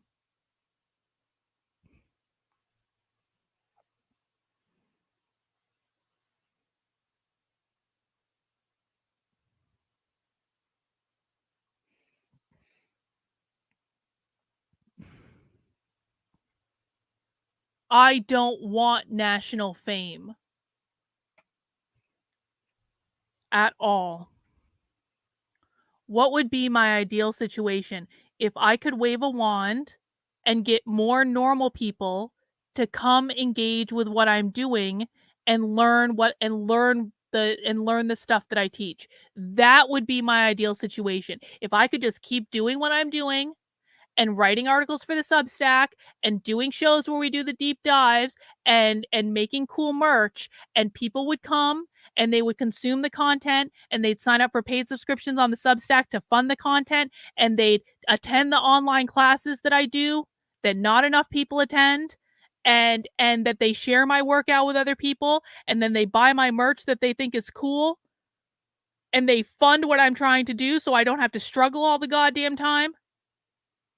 That would be my ideal situation, without having to go on any of these shows, without having to smooch with any of these people. I just want people, like, I want to reach normal people to come over here that are interested in this stuff. I do not want to be famous. I do not want to be on fucking TV.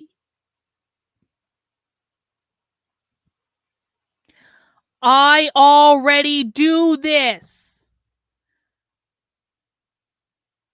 I'm not going back to corporate training. Like, guys, do you think that I can just waltz into a corporation and be like, I have a corporate training package to sell you. Will you give me thousands of dollars? Like, no. Do you know how much time that takes? I would have to give up every goddamn live stream. I would have to give up every bit of research that I'm doing to write stuff for the Substack. And I would have to spend all my time doing sales calls, because I've done this. I would have to spend all my time doing sales calls, doing sales emails, because if you spend all your time doing sales calls and sales emails, statistically, you're going to land gigs, and then you develop a client list, and then you do, like, I did that already. Like, if I did that, all the rest of this is gone. And by the way, if I'm going to do corporate training again, I'm just going to go back and do corporate training. I'm not going to try to sneak this stuff into anything. I'm just going to go back and do fucking corporate training. So no, we're not doing that.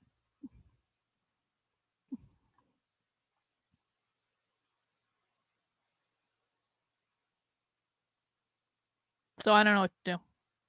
I'm extraordinarily black-pilled. I'm extraordinarily upset right now.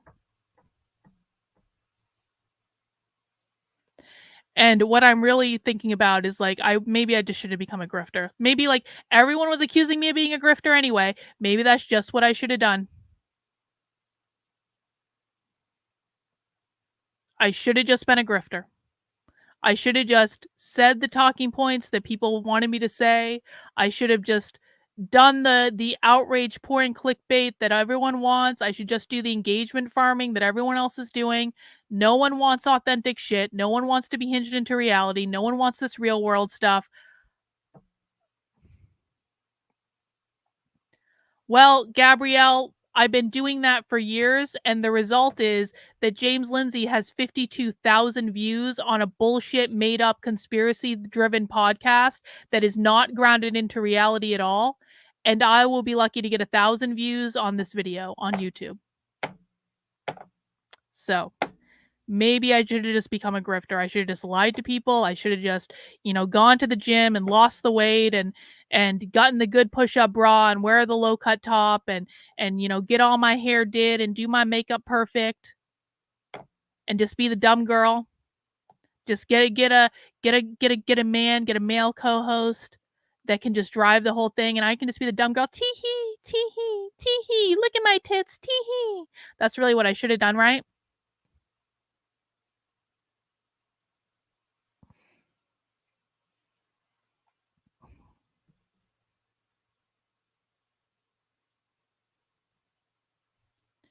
No, I will not be doing TikToks. That will not happen.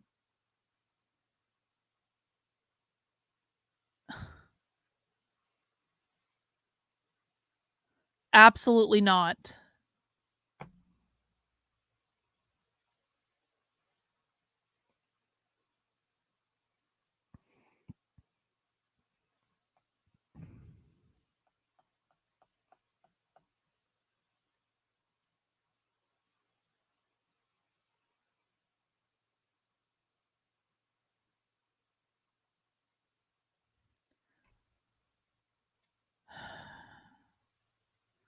All right, so we're not really getting any usable ideas in the chat. I'm sorry. I know people are trying. I really know you guys are, but like there's been no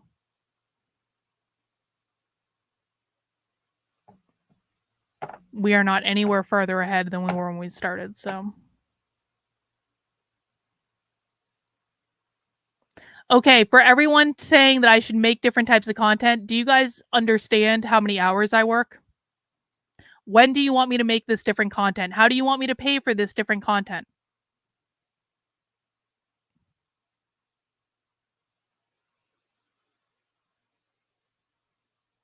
Why would this content be any different than the content I'm already making? People tell me, do clips, do clips, do clips. I do clips all the time. People don't watch them. Do shorts, do shorts, do shorts. I've done shorts. They don't work.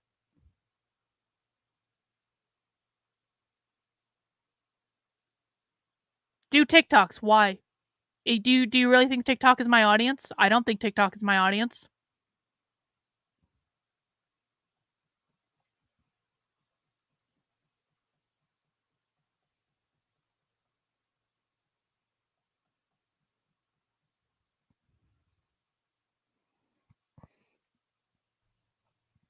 Do man on the street interviews. I live in New Hampshire. What man on the street interviews do you want me to do? Why would you want me to lower myself to do man on the street interviews? Because I do think it's a lower form of content than what I'm doing. I think it appeals to the fucking retarded masses. There's another point. Like, are people with short attention spans good fits for my content? No.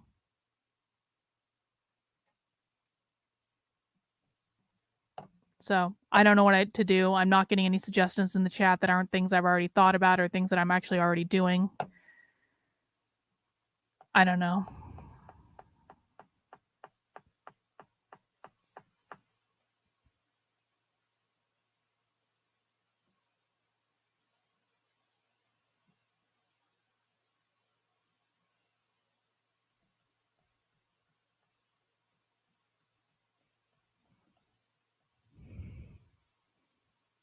Am I writing another book? I mean, I could always, I have a million book ideas, but I don't know if I want to. If I can't get people to come and watch the content on video, then is there really any point in writing a book?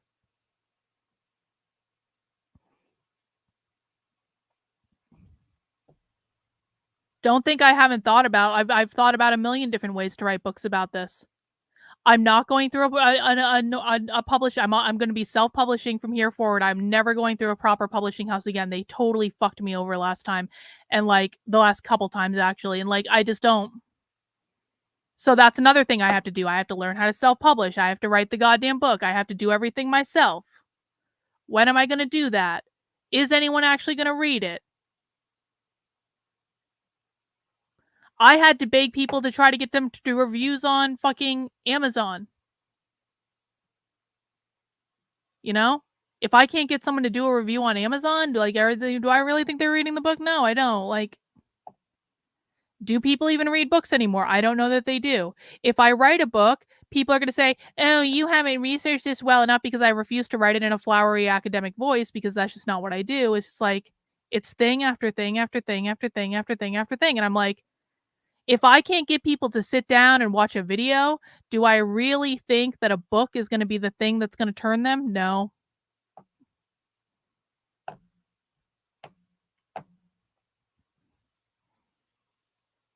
Okay. Do you want to pay for that, Paula?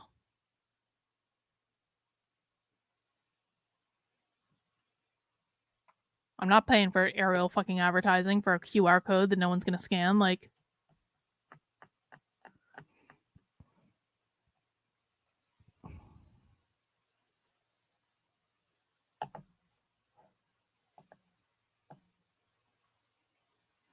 I'm really convinced too that the only reason that people even get books is because it's their favorite influencer's book. And it's like there's so many shitty books written by so many influencers that will get more people buying it that will ever even hear of mine.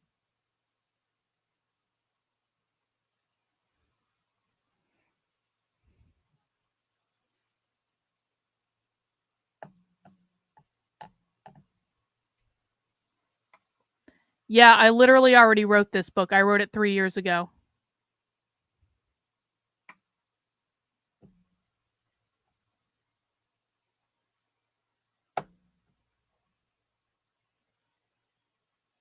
So I'm just kind of like moaning and groaning now, but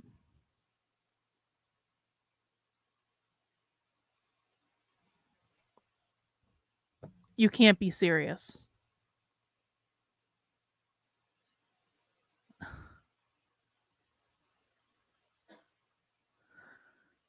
But this is what people want. This is what Peter Boghossian now does. Basically, this is what people want. This is the type of shit people want. And I'm just like, I would literally sooner shoot myself than do that content. I really would. Not that I'm never going to kill myself or anything like that. I'm not saying that.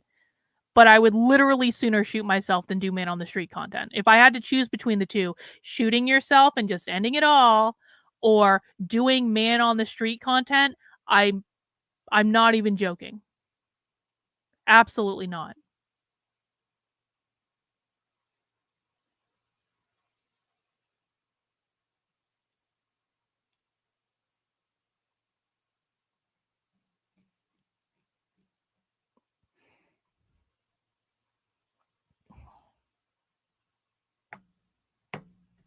Anyway, does anyone have any final thoughts before we wrap up what has just been like a whining stream that has devolved into me moaning and groaning on the internet?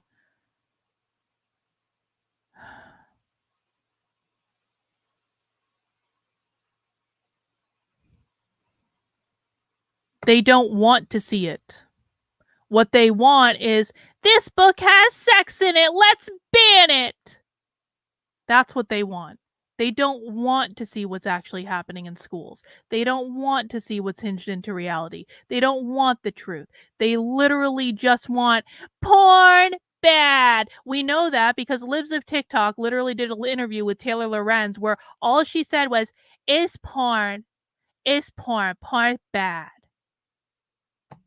Just like, yo, like, this, seriously.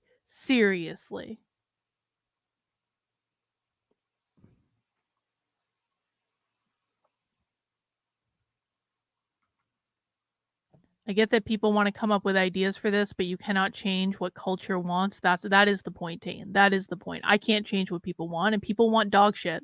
And I'm not willing to do it. And I'm not willing to kiss the asses of their influencers to go on their shows. I don't even really want to go on their shows anyway. And so I'm certainly not going to play this fucking game.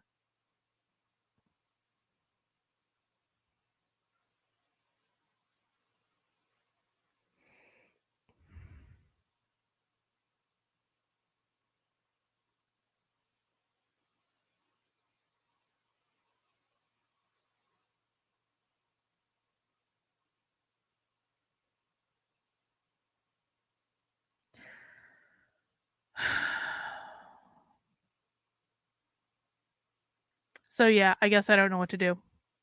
And I'm not going to keep going round and round the same thing. So I'm just going to end the stream. I'm sorry that this devolved into me whining and complaining on the internet, but like,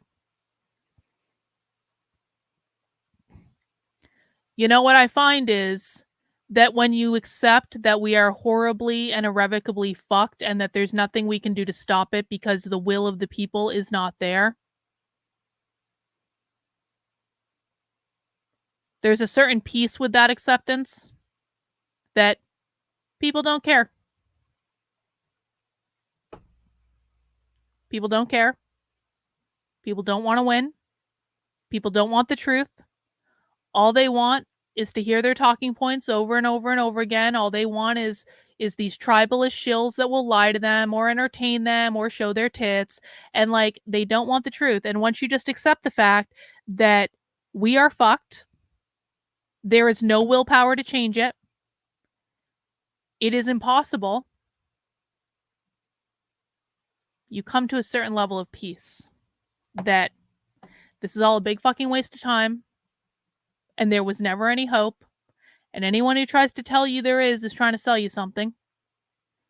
And I don't know.